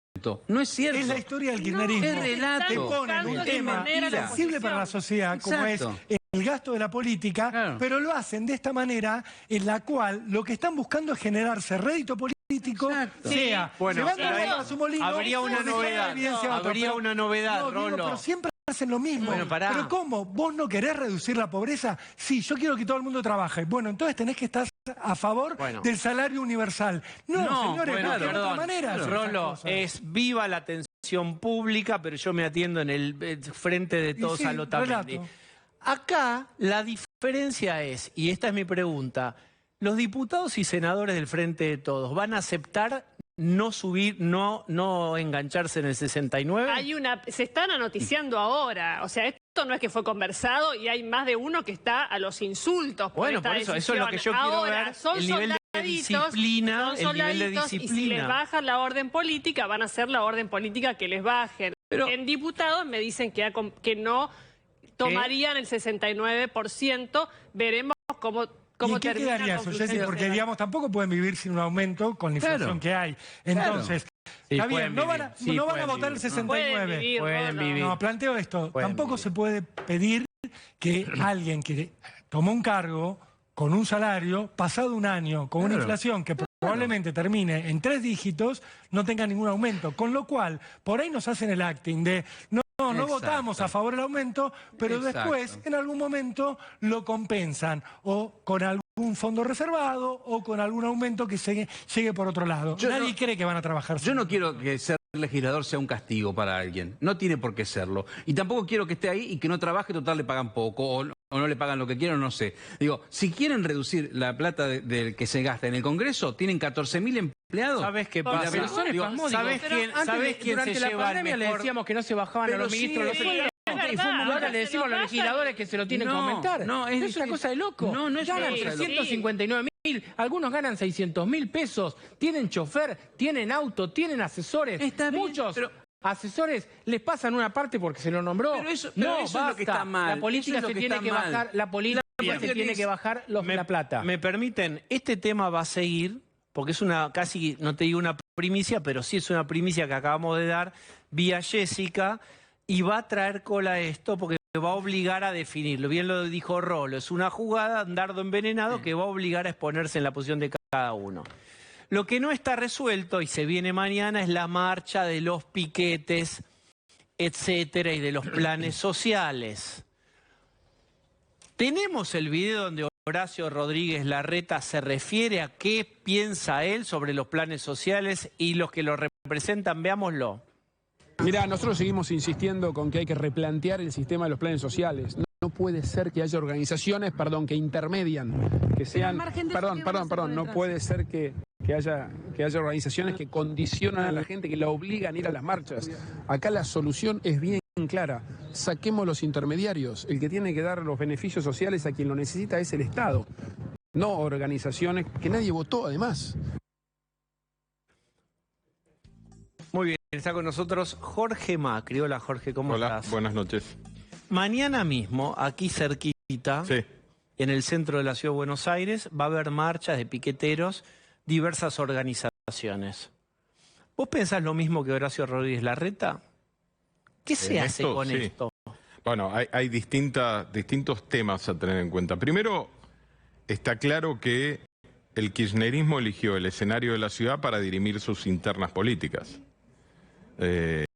Y esto se expresa en muchas marchas que vienen acá Probablemente porque el jefe de gobierno no es del Frente de Todos, sino irían a otro lado. El segundo tema es que es muy difícil, frente a algunas marchas de alguna magnitud muy grande, resolver desde la policía lo que la política no resuelve. Muy difícil resolver desde la policía lo que la economía no resuelve.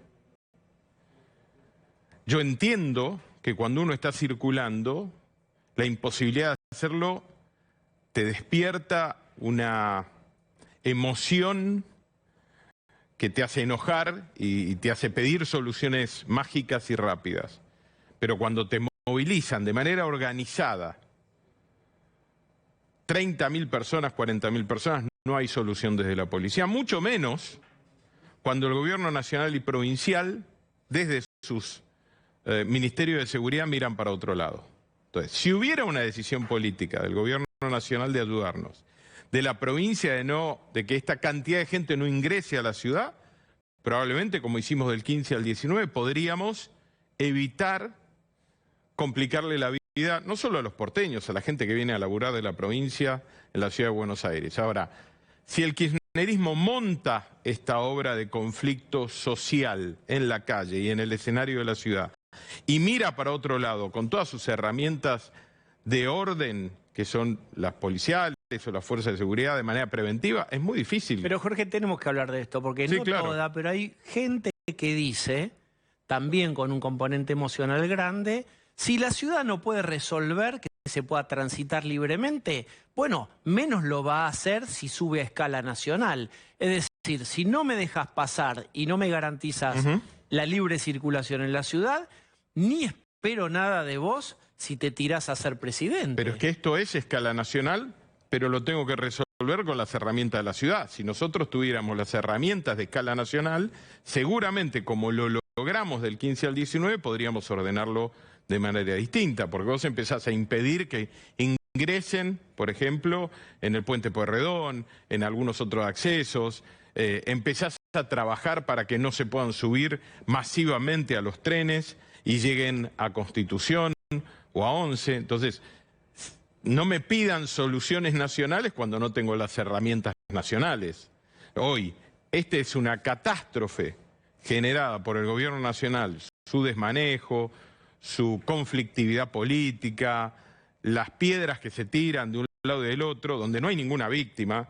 Yo acá quiero ser muy claro, yo no veo a un presidente víctima de una vicepresidenta. Yo quiero exigirles que cumplan su rol y su responsabilidad, que es gobernar. Se presentaron, son personas adultas, deberían actuar como tales, se presentaron a un cargo pidiendo ser votados. Si se llevan bien o mal, me importa poco, tienen que ejercer el rol. Hoy en la Argentina lo difícil no es ser presidente, lo difícil es ser laburante y sobrevivir. Entonces me parece que se tienen que poner los pantalones largos, la pollera larga y ponerse a laburar y, de nuevo, si se llevan bien o mal, me importa poco y hacerse cargo de la responsabilidad. Ahora, de nuevo, tomo lo que me decís, entiendo el enojo de la gente, me llega el planteo, estoy con los vecinos habitualmente, están cansados de no poder circular. Ahora, resolver con herramientas de la ciudad un conflicto nacional es muy difícil. ¿Y qué opinas de correr la tercerización de los referentes sociales, que son los que después distribuyen los planes? Yo estoy a favor de eso. Dárselos directamente. Directamente, el Estado no tiene por qué tercerizar o generar esa intermediación. Me parece que hay herramientas de sobra en el Estado Nacional para llegarle a cada persona en función de lo que necesite. No tiene que haber altas y bajas, y mucho menos que estén de los dos lados del mostrador. Porque con muchos de esos líderes sociales son los que firman la resolución y después se dan vuelta del otro lado y piden y dan altas y bajas.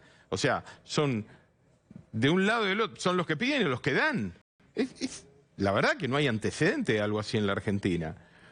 Ya para que hasta la vicepresidenta ponga luz sobre eso, quiere decir que hay mucha oscuridad. ¿Y cómo imaginas vos en un escenario si le toca gobernar a Juntos por el Cambio?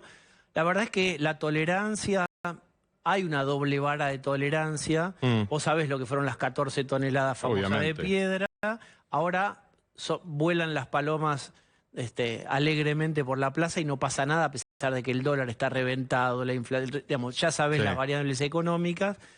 ¿Qué esperas de la calle y de la complejización de la calle en un gobierno hipotético de Juntos por el Cambio? Primero, antes de discutir qué vamos a hacer nosotros cuando lleguemos, yo quiero poner luz y mucha preocupación en los 17 meses que le faltan a este gobierno. Porque si no parece que estamos preocupados por lo que va a ocurrir dentro de 17 meses y nos olvidamos de lo que ellos tienen que hacer ya. Ahora, evidentemente tiene que haber un cambio de tono, de responsabilidad. Si yo te ayudo socialmente, vos tenés que tener una corresponsabilidad en el hacer, por lo menos que tus hijos vayan a la escuela. El otro día lo hablábamos con Soledad Acuña en una reunión del lunes. Hoy hay una responsabilidad de contraprestación, digamos, de corresponsabilidad. Los hijos tienen que tener escolaridad. Ahora, ¿cómo se verifica escolaridad? ¿Tenés alguna idea? Te lo cuento rápido. Simplemente con la matrícula. O sea, yo anoté a mi hijo a la escuela y eso me sirve para que durante todo el año me paguen el plan y yo parezca que estoy cumpliendo. Debería haber una verificación de la escolaridad, de la permanencia de los niños en la escuela, porque los chicos tienen que estar ahí. Es un derecho, es una obligación. Más allá, digo, del plan que te doy, es una responsabilidad como adulto que los chicos estén en la escuela y el Estado tiene montado, bien o mal, mejor o peor en algunos lugares, un sistema de educación pública gratuita para que los chicos estén ahí. Entonces, no podemos decir que se está cumpliendo, el ANSES no puede plantear que se está cumpliendo con una contraprestación simplemente porque fueron y lo anotaron. Debería haber una verificación. Esa es una mirada distinta de lo que nosotros creemos. Nosotros creemos que tiene que haber una corresponsabilidad y hacia eso queremos ir. Volvió, se va, y vos decís ya no vuelven con esto, y después se vuelve con la idea de la ciudad gasta muchos dólares y produce pocos dólares en versiones más o menos parecidas de esto. Kicillof habló hoy, a ver si podemos tener a Kicillof. A ver. Podríamos hablar de tantas obras que estamos haciendo acá. Quiero simplemente mencionar la sala de faena de cerdos, de pollos y conejos. Miren, claro, no lo entendería alguien desde el obelisco esto. No lo entendería. No lo comprendería nunca. Pero en nuestra provincia de Buenos Aires tenemos una capacidad productiva. Claro, porque ahí la ciudad de Buenos Aires, que me refiero a ella simplemente porque los canales que, podemos decir, más se ven, son porteños. Y estas cosas les interesan tres belines, no las entienden. Nosotros estamos muy orgullosos de ser la provincia que más produce. No tenemos que ser ni la más glamorosa, ni la que más se parece a Europa. Ciudad en la que él vivió toda la vida, no sé, y no sigue viviendo. Digo. Este es un fenómeno bastante esquizoide que tiene el kirchnerismo. Critica a la ciudad que elige para vivir. De cualquier manera, me gustaría explicarle, no debería explicarle esto a alguien que es, o que ha sido ministro de Economía y especialista en economía. Es cierto que la provincia produce mucho alimento, que consume esta ciudad. En la ciudad se consumen 15 millones de raciones de comida todos los días. Mucho de ese alimento ingresa de la provincia de Buenos Aires. Por suerte, para los bonaerenses. Y por suerte, para los porteños. Porque por suerte hay alguien que produce lo que otro necesita comer y hay otro que puede comer eso que el otro produce. Negar ese fenómeno y agarrar una parte de la historia y separarla, decir acá estamos los buenos que producimos, allá están los malos. La ciudad de Buenos Aires produce, exporta, genera empleo para muchos bonaerenses. Entre 2 y 3 millones de bonaerenses ingresan todos los días a trabajar a la ciudad, a invertir, de todos los niveles, porque tenés desde un bachero hasta un empresario que viene a invertir mucho. Pero ese es el ida y vuelta de cualquier gran urbe, de un país. Vos no agarrás una provincia sola y la escindís y decís esto es lo bueno. Ahora, también quiero ser muy crítico con el gobernador. El gobernador tiene un solo logro desde el punto de vista productivo. El récord de producción de pobres en la provincia de Buenos Aires lo tiene Kicillof y su gobierno. Entonces, si quiere hablar de producción, hablemos de la producción de pobreza que ha generado este nivel de inflación inmenso, el haber mantenido cerradas las escuelas durante muchísimo tiempo, que ha generado un montón de jóvenes que no van a tener ninguna oportunidad seria de conseguir empleo. Entonces, si quiere hablar de producción, hablemos, pero también entendamos que sí, seguramente ahí hay faena que viene a ser consumida por los porteños y los porteños devolverán otra cosa que la provincia necesita. Esto es como la discusión de importar o exportar. Vos sabés que hoy hay máquinas que valen $700.000 producidas en Argentina con laburo argentino y que no se pueden exportar porque falta un O-ring. Probablemente no todos sepan qué es un O-ring. Es un anillo de goma que usa para que una manguera hidráulica encaje bien y no vuele por los aires el aceite. Por $15 de una exportación, de una importación, no exportamos 700.000. Ese es el modelo en el que ellos creen. Nosotros queremos un modelo distinto, donde además, entre otras cosas, se vuelva a festejar el éxito del privado. Y si hay una ciudad que gestiona bien y que la gente elige para vivir y nos viene a visitar del mundo, sea un modelo, no algo que lo quiero destruir porque demuestra mi incapacidad de gestionar. El otro día vimos imágenes, un video, no es para que lo veamos ahora porque no lo tenemos, de empresarios súper importantes de la Argentina, recontra Círculo Rojo, muy generosos y elogiadores de Guado de Pedro. No tiene nada de malo. ¿Cuál es tu visión de eso? ¿Qué? ¿Sabés al video que yo me refiero? No lo vi, pero bueno, qué sé yo. Cada uno tiene sus gustos. Lo digo porque Mauricio Macri, tu primo, tuvo una relación conflictiva con cierto sector empresario. Bueno, es feo generalizar, ¿no? Porque cuando uno habla en la Argentina... Sé que vos lo hiciste así, por eso yo quiero insistir en ese concepto, ¿no? Hoy la Argentina está sostenida porque todavía hay privados grandes, pequeños, medianos, emprendedores, profesionales que todos los días se desloman y laburan. El Estado no genera riqueza, debería no destruirla. Obviamente, si yo hago una obra correcta y un barrio no se inunda, además de que vos dormís más tranquilo, tu casa va a valer más y esa es una manera de devolverte valor a tu patrimonio. Contrario censo, si no me importa la inseguridad, avanza el narcotráfico, lo que valía 10 ahora vale 5, ¿no? El Estado no debería destruir valor. Ahora, hay algunos sectores privados en la Argentina que se han acostumbrado a vivir mucho de la teta del Estado, mucho, y que no buscan competitividad, buscan pasilleo y vínculo. Ahora, si una cosa tiene que ver con la otra, si este video tiene que ver con eso o no, no sé, pero creo que hace falta una reflexión de todos los dirigentes en la Argentina, no solo de la política. Y después me parece que hay muchos que son elogiosos para ver si los agarra un poquito el calorcito del momento y zafan con algún pedido y favor que busquen. Y si no, y si eligen mal, digo, qué sé yo. Hay una foto que el propio Mauricio Macri publicó en redes, a ver si la podemos ver, en su Twitter. Ahí está. Hoy en La Lucila, recorriendo comercios y charlando con los vecinos de Vicente López, con Jorge y con la intendenta Sole Martínez. Sí. Sí, estuvo visitándonos. Hoy Vicente López inauguró el punto seguro número 100. Puntos seguros que vamos a traer a la ciudad. Pero está bien. Está bueno. Te nombra a vos, que es un reconocimiento más allá del parentesco, etcétera. ¿Cuál es la estrategia de esa foto? ¿Qué quiere decir? No me hagas la venta del recorrido, ya no sabemos. No te hago la venta, la verdad que... Hacé como si fueras Pablo de León o Jessica, Osvaldo. ¿Qué quiere decir esa foto para vos? Ahora sos periodista político. ¿Qué es esa foto?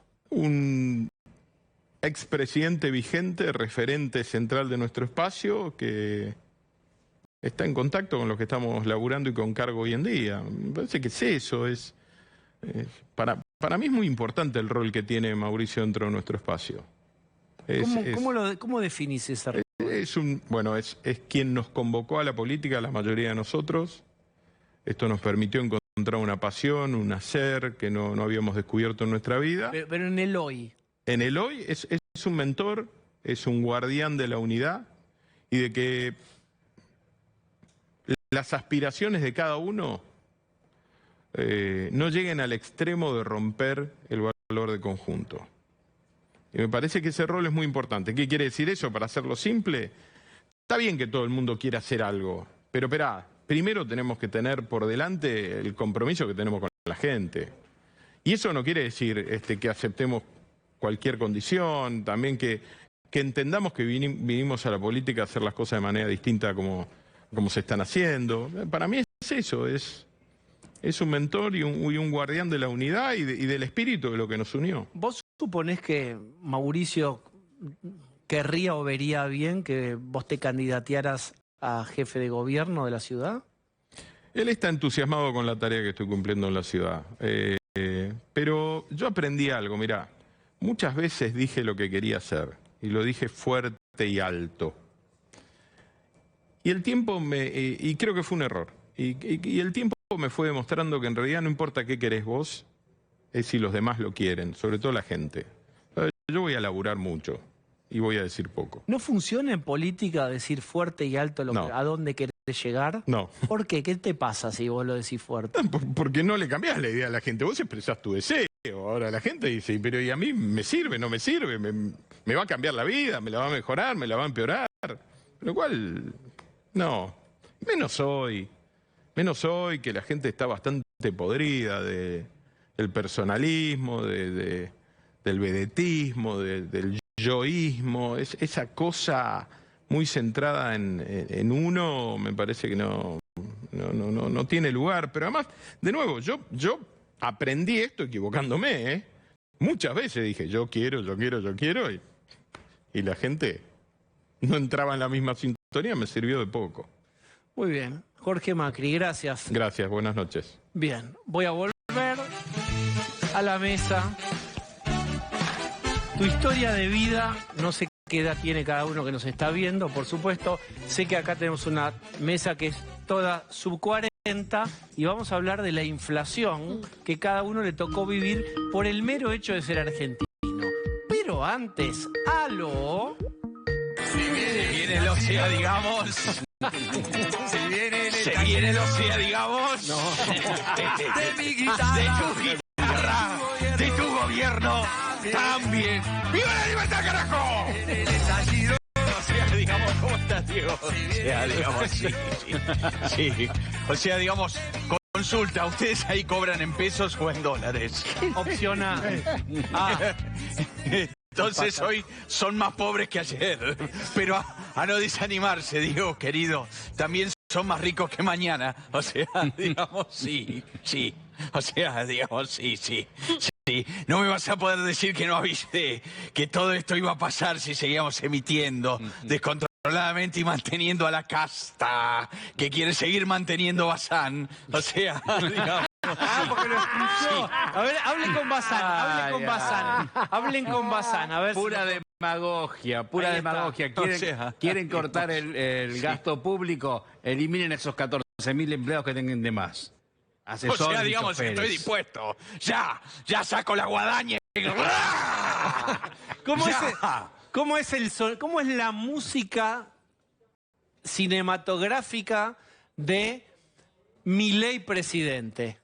O sea, digamos, Diego, te voy a pedir, ¿La motosierra? Por favor, o sea, digamos, yo soy serio, ¿sí? O sea, digamos, no me tomes para el churrete. O sea, digamos, venía a hablar serio y vos te estás yendo por las ramas. Bueno, ¿quién le puso el plan motosierra? Usted le puso plan motosierra. O sea, digamos, sí, pero hay que ser... o sea, digamos, hay que saber dónde cortar. O sea, digamos, hay en algunos lugares pasar la motosierra y otros, digamos, o sea, no. Tenés que pasar a otro tipo de herramientas. O sea, digamos, sí. Digamos, vos querés motosierra de golpe y no. O sea, digamos, primero es una navaja y después viene la motosierra. Se va entusiasmando. Bueno, sí, de a poco. Lo que pasa es que están todas las tibias palomitas cobardes alimentadas a Focus Group. ¿Qué le no es tan sencillo hablar con el diario del lunes, ¿no? O sea, digamos, yo lo que te digo es, ahora estamos viviendo las consecuencias de no hacer lo que yo dije que había que hacer en el 2017. O sea, digamos, cuando todo parecía que andaba bien, que el mundo nos prestaba y que estaba todo bien con el gobierno de Tibiemos, y yo decía, ojo, que se viene la piña, y me decían, no, vos sos un loquito, ¿eh? O sea, digamos, en el estudio de Intratables estaba Eduardo Amadeo, o sea, digamos, que era funcionario de Tibiemos. O sea, digamos, y yo dije, se viene una Marcos Piña. Y ahí se burlaban todos, ¿sí? ¿Qué se vino? Que terminamos yendo al fondo. Y ahora estamos con riesgo de default. O sea, digamos, por culpa de Marquitos Piña. Sí, por culpa de ese zurdo que admiraba Cuba. Marquitos Piña. Por tu culpa estamos acá. Zurdo, empobrecedor. O sea, digamos, te pido tranquilidad, Diego. O sea, digamos, sí. Escúcheme, mire que han corrido versiones de todo tipo, que se encontró con Cristina, me parece medio raro a mí falacias. O sea, digamos, son falacias, calumnias. O sea, digamos, yo jamás me juntaría con esa empobrecedora. Me están operando, Kikuchi, hace algo.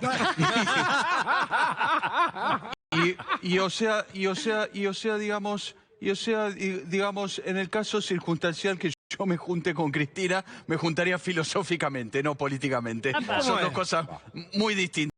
No operen. Como hace Jaime Rosenberg de La Nación, Diario Zurdo, La Nación también. Sí. Vos si lo conoces a Rosenberg, son gente seria, ¿no es cierto? Vos sí. O sea, digamos, parte de la casta. O sea, digamos, cuando yo llegue y le cierre el grifo de la pauta, vamos a ver ahí si escriben. Vamos a ver si esas lapiceras tienen tinta. O sea, digamos, sí. O sea, digamos, por favor, Diego, seamos serios. O sea, digamos, ¿conoces el teorema de Arrow? A verlo, ¿cómo es? Yo tampoco. O sea, digamos, bueno, es cierto que yo dije algunas cosas un poco confusas sobre la venta de órganos, pero no quieran desviar la atención de lo importante que es la economía. Si el dólar sigue subiendo a este ritmo, hasta Lito Vitale va a vender su órgano. ¿Me entendés? ¿Me entendés? Mire Bazán, mire cómo está Bazán. Bazán, defendiendo a la casta. Ay, sí, no importa, sí. Lo que cobran los diputados, sí. ¡Sortea tu sueldo, Bazán! ¿Por qué sortearía mi sueldo? Sortea tu sueldo entre todos los halcones que te siguen en Twitter y que dicen, ay, Bazán, es la voz de nosotros. Ay, oh, sí. Bueno, sortealo en Twitter. A ver si tenés huevos. Gano menos que usted. Milei, vivimos en el mismo edificio. O sea, digamos, le estás haciendo una paritaria al aire al Grupo Clarín. O sea, no sabe lo exitoso que soy. Sí, o sea, digamos, sí. O sea, digamos, a ver, hablemos de esto. Que te aumente por tu columnita en el diario El Sol. O sea, digamos, sí. Gracias por el chivo. Escúchame una cosa, lo contó vos y después Pablo León. Sí. Se viene una jugada de Cristina de decir, vos querés el 69, como le hubiera dicho Alberto, vos querés ese número. Muy bien, levantá la mano y pedí esa paritaria. ¿Qué va a hacer Milei? A ver si tenemos un anticipo. ¿Va a pedir el aumento? Digamos, sí, ¿sabes qué? Cobro el aumento y después sorteo la dieta. Ahí está. Sí, así los que me siguen cobran más. O sea, digamos, una forma de redistribuir la que le chorean a la gente. O sea, digamos, mira qué fácil. Ahí está. Bueno, ¿cómo anda el nieto de Conan, del perro? ¿Cómo anda toda la troupe? Muy bien, o sea, digamos, ahora nos vamos a cenar todos juntos. Sí. A ellos les toca lomo, a mí me toca comer la comida del perro. O sea, digamos, alimento balanceado. Sí, bueno, y este es un guiño para el bulldog López Murphy. O sea, digamos, salite de esa coalición de zurdos que es Juntos por el Cambio. Venite con los liberales. O sea, digamos, sí. Le doy linterna a López Murphy. Si me gana, me asocio con él. O sea, digamos, sí. Bueno, muy bien. Karina bien, el jefe bien, porque no es la jefa, es el jefe. O sea, digamos, yo te pregunto por tus hermanos. ¿Por qué te metes en mi vida privada? Pero yo no tengo un representante artístico que sea mis hermanos. No, bueno, o sea, digamos, yo no te pregunto por tu pareja, por tus cosas. O sea, digamos, te pido, o sea, digamos, respeto por mi vida privada. O sea, muchas gracias, Javier. ¡Tranquilos, eh! ¡Viva la libertad, carajo! Una estrofita. Una estrofita gastar, y gastar, y gastar, y gastar. Esa es nuestra regla fiscal. Y si los ingresos ya no darán más, entonces iremos al Banco Central, ¡que hay que demolerlo! Muchas gracias, nos quedó claro. Gracias, Javier. Gracias a vos, Diego. O sea, digamos, gracias. Bueno, muy bien, ahora vamos a hacer un ejercicio conjunto, que es, según tu edad, ¿cuántos periodos inflación, a cuánta inflación ha sido irradiado? La radiación de la inflación según tu edad. Neri Persicini es economista e inventó algo, descubrió o plasmó en una tabla algo que es muy interesante, que generó mucho revuelo en redes. Bienvenido, ¿cómo estás? ¿Qué tal, Diego? Muchas gracias. ¿Qué hiciste? Traté de condensar toda la historia inflacionaria de Argentina, traté de llevarla a un nivel generacional de mi papá, por ejemplo, o de mis abuelos, y meterla en una coctelera y sacar algunos números interesantes para vivir los números. Porque hablamos alegremente de inflación de 60, de 80, de 100%, pero no sabemos lo que es ni lo que fue en el pasado para los argentinos. Bien, veamos alguna de las tablas y vamos a empezar. Bueno, explica qué estamos viendo. Ahí estamos viendo el porcentaje de tu edad en el cual vos vivís. ¿A dónde está la edad de cada? Ahí está. Son las líneas azules. Por ejemplo, yo tengo ahora, en este momento, acabo de cumplir 40 años. Sí. Bueno, lo que te dice esta tabla es la cantidad de años que vos viviste con inflación de menos de 2 dígitos. O sea, inflación de un solo dígito. Bien. Más es mejor. Si yo tuviera 40 años, ¿no? La autopercepción de la edad es un 30% de tu vida con inflación baja, digamos. 30% solamente. Y un privilegiado. Bien. Y si tuviera... A ver, por ejemplo, Rolo. Yo que no miento y tengo 47 años, ¿cuánto me corresponde de inflación? 26% de tu vida, de tus años, lo pasaste con una inflación baja. ¿Cuánto es baja? ¿Qué quiere decir? Menos de 10%. Yo tengo 58, como lo llevo bien puedo decirlo. ¿Qué inflación tuve? 24% de tu vida la pasaste con inflación baja. El complemento es terrorífico. 76% de tus años con inflación. Claro, en realidad es ese el hecho. Claro, el hecho es ese. El hecho claro, es que el 76% de la vida de Osvaldo, bien trajinada, tuvo inflación alta. Exacto, por eso los millennials somos relativamente privilegiados. Yo con 36 años... A ver, ¿cuánto te da? 33% de mi vida con inflación baja, pero si vos tomás los millennials más o menos 29, 35 años, entre 30 y 40%. Claro. Bien, digamos, estamos advirtiendo un fenómeno de... Trato de dar un paso, a ver si lo voy a dar bien. Vamos a apuntar a Bossi, que le toca a Bossi, pero es la naturalización. Uno como si fuera esos lugares del mundo con mucha polución, donde uno se acostumbra a respirar con mucha carga de polución. Hemos aprendido a vivir, digamos, 3/4 de nuestra vida o más o menos, con inflación altísima, irrespirable en otros lugares del mundo. Bossi, ¿cuánto le da a Bossi? ¿Qué edad tiene? 42. ¿Bossi qué le toca? Sí. Parece menos. 42, no llego a ver... A ver. 29%. 29%. Mira qué bien Qué buena vista. veo. Sí, a mí me impresiona. ¿Puedo contar una anécdota? Sí. Porque esto es cómo convivimos o cómo naturalizamos la inflación. Tengo 2 hijas. Una tiene 9 años. Sí. Siempre jugamos a negocio o alguna actividad. Y ella me dice, un día me dice, estamos jugando al spa, me dice, mamá, aprovechar los precios de hoy que mañana subo todo. ¿Tu hija de qué edad? 9 años. Ella aprendió a vivir en Argentina. Sí, claro. Y esto, digamos, muestra una cultura que desde chico... Yo me acuerdo de la inflación de Alfonsín.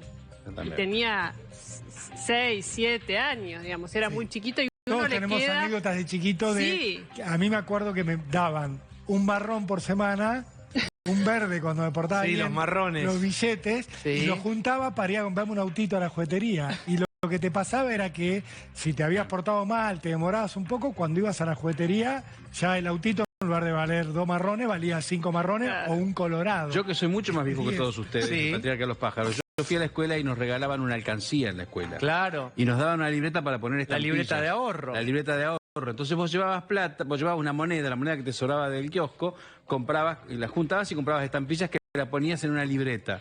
Que seguramente, y tus padres te decían, esto cuando seas grande te va a salvar. Es así, digamos, era un valor, el ahorro era un valor. Vos Claro, que, se enseñaba el digamos, ahorro como un valor.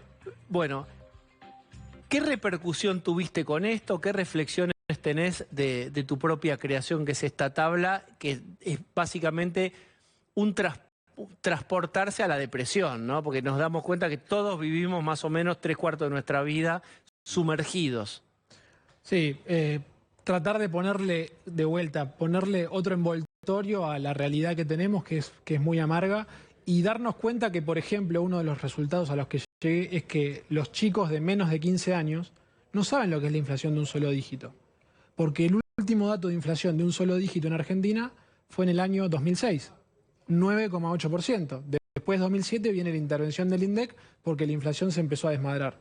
Entonces, tengo una hija de 3 años, no sabe lo que es la inflación de un dígito, probablemente pase mucho tiempo para que lo conozca, y lo que más me preocupa es que su promedio de inflación de estos 3 años, 53% anual, es el mismo que el mío, que yo agarré la parte final de la hiper, digamos. Espera, porque en cualquier momento, esto es esto. en cualquier momento me supera. El papá economista tiene a la hija UPA y piensa, hija, vos en tus 3 años de vida tenés un promedio de 53 de inflación. Y eso evoca tus años de... Mis 36 años en promedio, la inflación fue así, del 86 hasta ahora. Estoy contando la hiper, que me subió el promedio, y la convertibilidad que me lo bajó. Mi hija en estos 3 años tiene 53, y el año que viene seguramente me va a ganar.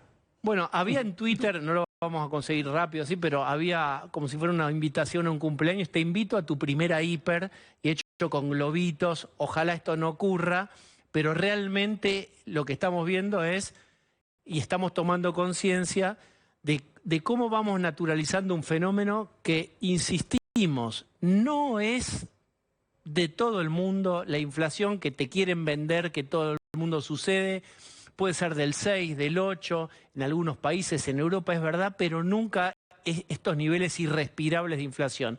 Hay otra tabla que trajo nuestro invitado y vamos a ver de qué se trata. Es esta, la vida de los argentinos con inflación. ¿Qué vemos ahora?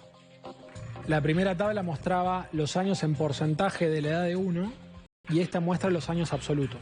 A ver, por ejemplo...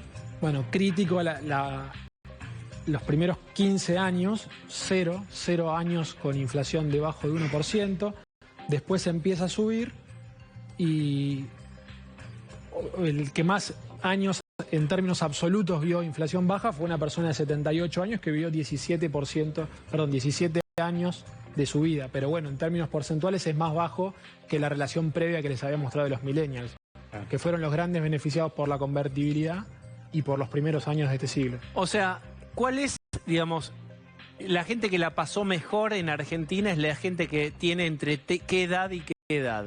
Más o menos entre 29 y 40 años. Son los que se acuerdan que un alfajor valió $1 en la primaria. Es por el 1-1, digamos. Sí. Todo el periodo de la convertibilidad. Yo me acuerdo del alfajor, puedo decir porque no existe más que el alfajor suya, yo me volvía loco, valía $5. Lo iba a buscar al subte estación Uruguay y ahí valía siempre eso. Sí. Y la hamburguesa valía 0,50 y la hamburguesa con queso $1. Eso duró años. Sí. Pero claro. ¿Querés ampliar el...? Bueno, esas... ¿No querés ampliar el combo por 50 centavos más? Claro. Sí, querés por 50 centavos, eso es grande. Se corresponde con lo que estás contando de los años de convertibilidad. Eso que rememoramos alegremente es una función del dinero, se llama unidad de cuenta. Es unidad de cuenta, medio de cambio y reserva de valor. Cuando la plata ya no sabemos si esto es caro o es barato, ya está perdiendo esa capacidad, esa función, ese pilar que tiene el dinero, y el primero que perdió el peso fue la reserva de valor. Por eso el dólar a $300 no es sorpresa, sino que es producto del problema inflacionario que Argentina arrastra hace décadas.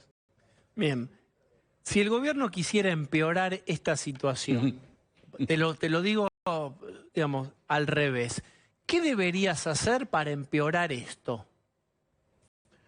Es una pregunta que se deben estar haciendo todos, pero yo le hice una pregunta a un economista, no lo vamos a mencionar, en una charla que tengo en la empresa, y le pregunté, ¿hay riesgo de hiper? Y me dijo, hay que ser muy burro para hacer una hiper. No vamos a mencionar el economista, pero viendo lo que pasó desde que hice esa pregunta hasta ahora, la verdad que si no es hiper, es superinflación, que es igual de mala. Digamos, empezó a circular burros, esto. porque hiper es casi un tabú, nadie quiere decir hiper porque esta cosa de, están diciendo en los medios hiper, entonces la profecía autocumplida, y nadie quiere colaborar y poner un leño en nadie quiere hacer esto. Ahora, ¿qué es una superinflación? Y pasar a un nivel de 3 dígitos, como probablemente entremos en los próximos meses, en los cuales los precios se duplican en menos de un año. Hoy los precios al 60% de inflación interanual se duplican cada 17 meses. Tomando la inflación del semestre, la llevamos a una base anual, se duplican cada 13 meses. Acercarnos al 100 significa que se van a duplicar en menos de un año. En promedio, porque la prepaga es una cosa, los bienes dolarizados es otra, etc. Tenemos como saber qué es el alfajor que él compraba a 50 centavos, a 5 pesos. 5.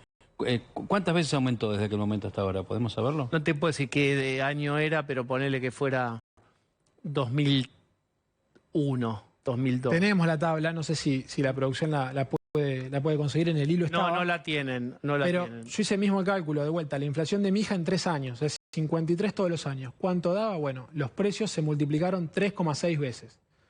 Hice el cálculo conmigo. 53, pero durante 36 años, compuesto, porque esto es como capa geológica que se van pisando. Bueno, 4,1 millones de veces se multiplicaron los precios desde que yo nací. ¿Cuánto? 4,1 millones de veces. Por eso le sacamos varios ceros a la moneda también. Claro. Bueno, nos ayudaste a sentirnos mejor. Sí. Fue muy terapéutica tu participación. No, estuvo muy bueno.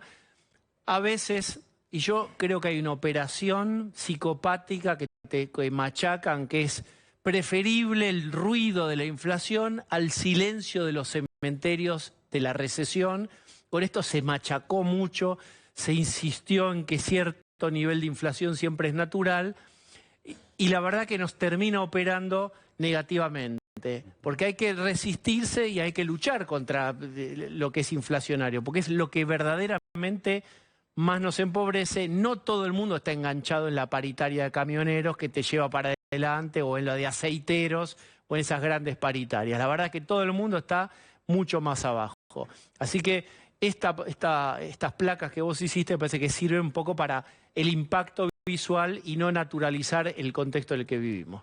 Muy bien. Gracias. No, por favor, un placer. Quiero pedirle a Pablo de León noticias de bueno, el Bulldog. Tuiteó Ricardo López Murphy porque fue a dar una charla a la Facultad de Derecho de la UBA. ¿Y qué pasó? Ahí lo ves.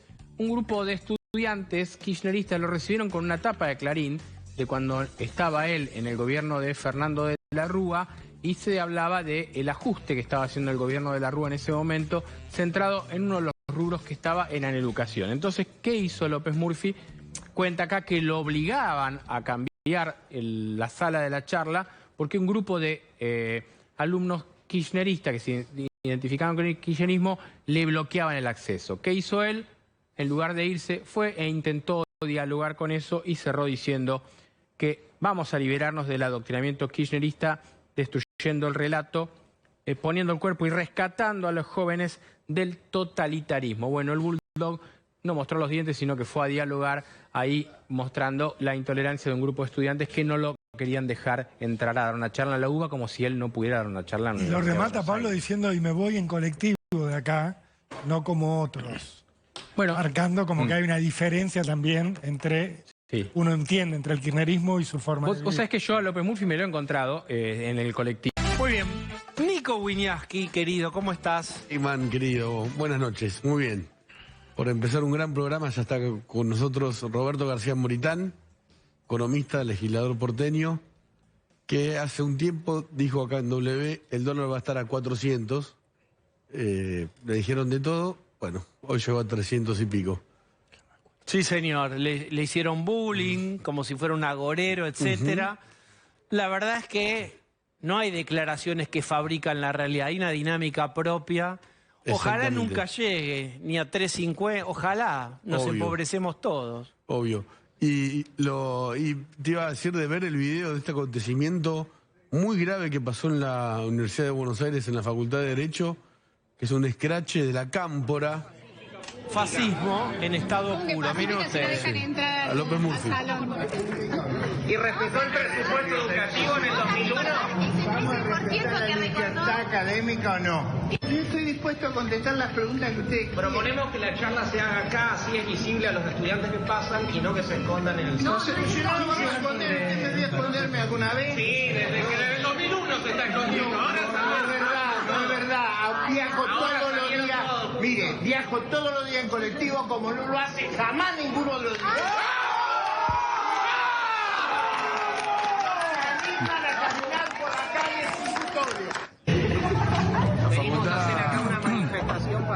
Pública, ¿no? Militantes de la Cámpora que no dejaron entrar a López Murphy, que le contestaba con énfasis, ¿no? Estoy viendo acá en Twitter las reacciones por este video que acabas de mostrar, sí. Y la gente también está indignada porque ve fascismo, no ve militancia. Exactamente. Me acordaba una anécdota de Borges en los 70, ¿no? Que militantes de alguna agrupación armada no lo quisieron dejar dar clases. Él dijo, voy a seguir. Dijeron, bueno, vamos a cortar la luz, y él dijo, me tomé la precaución de ser ciego esperando este momento. Es una humorada, pero lo que pasó con López Murphy es realmente grave. Es grave. Es la facultad pública, la facultad de Derecho, además, ¿no? Donde se enseña a entender y hacer las leyes, y no le están dejando entrar al aula diciéndole que en el aula se iba a esconder. ¿Cómo en el aula se iba a esconder? ¿Quiénes son? Es fascismo. Vos podés votarlo o no a López Murphy. López Murphy viene diciendo lo mismo. Quien quiera escuchar, y en todos los lugares públicos y no públicos, dice exactamente lo mismo desde hace años y años y años. Lo que vimos en ese video es pibes muy, muy jóvenes ya incorporando nociones de fascismo, terrible, bajo el escudo de la militancia. Nico, que tengas excelente programa. Gracias, Diego.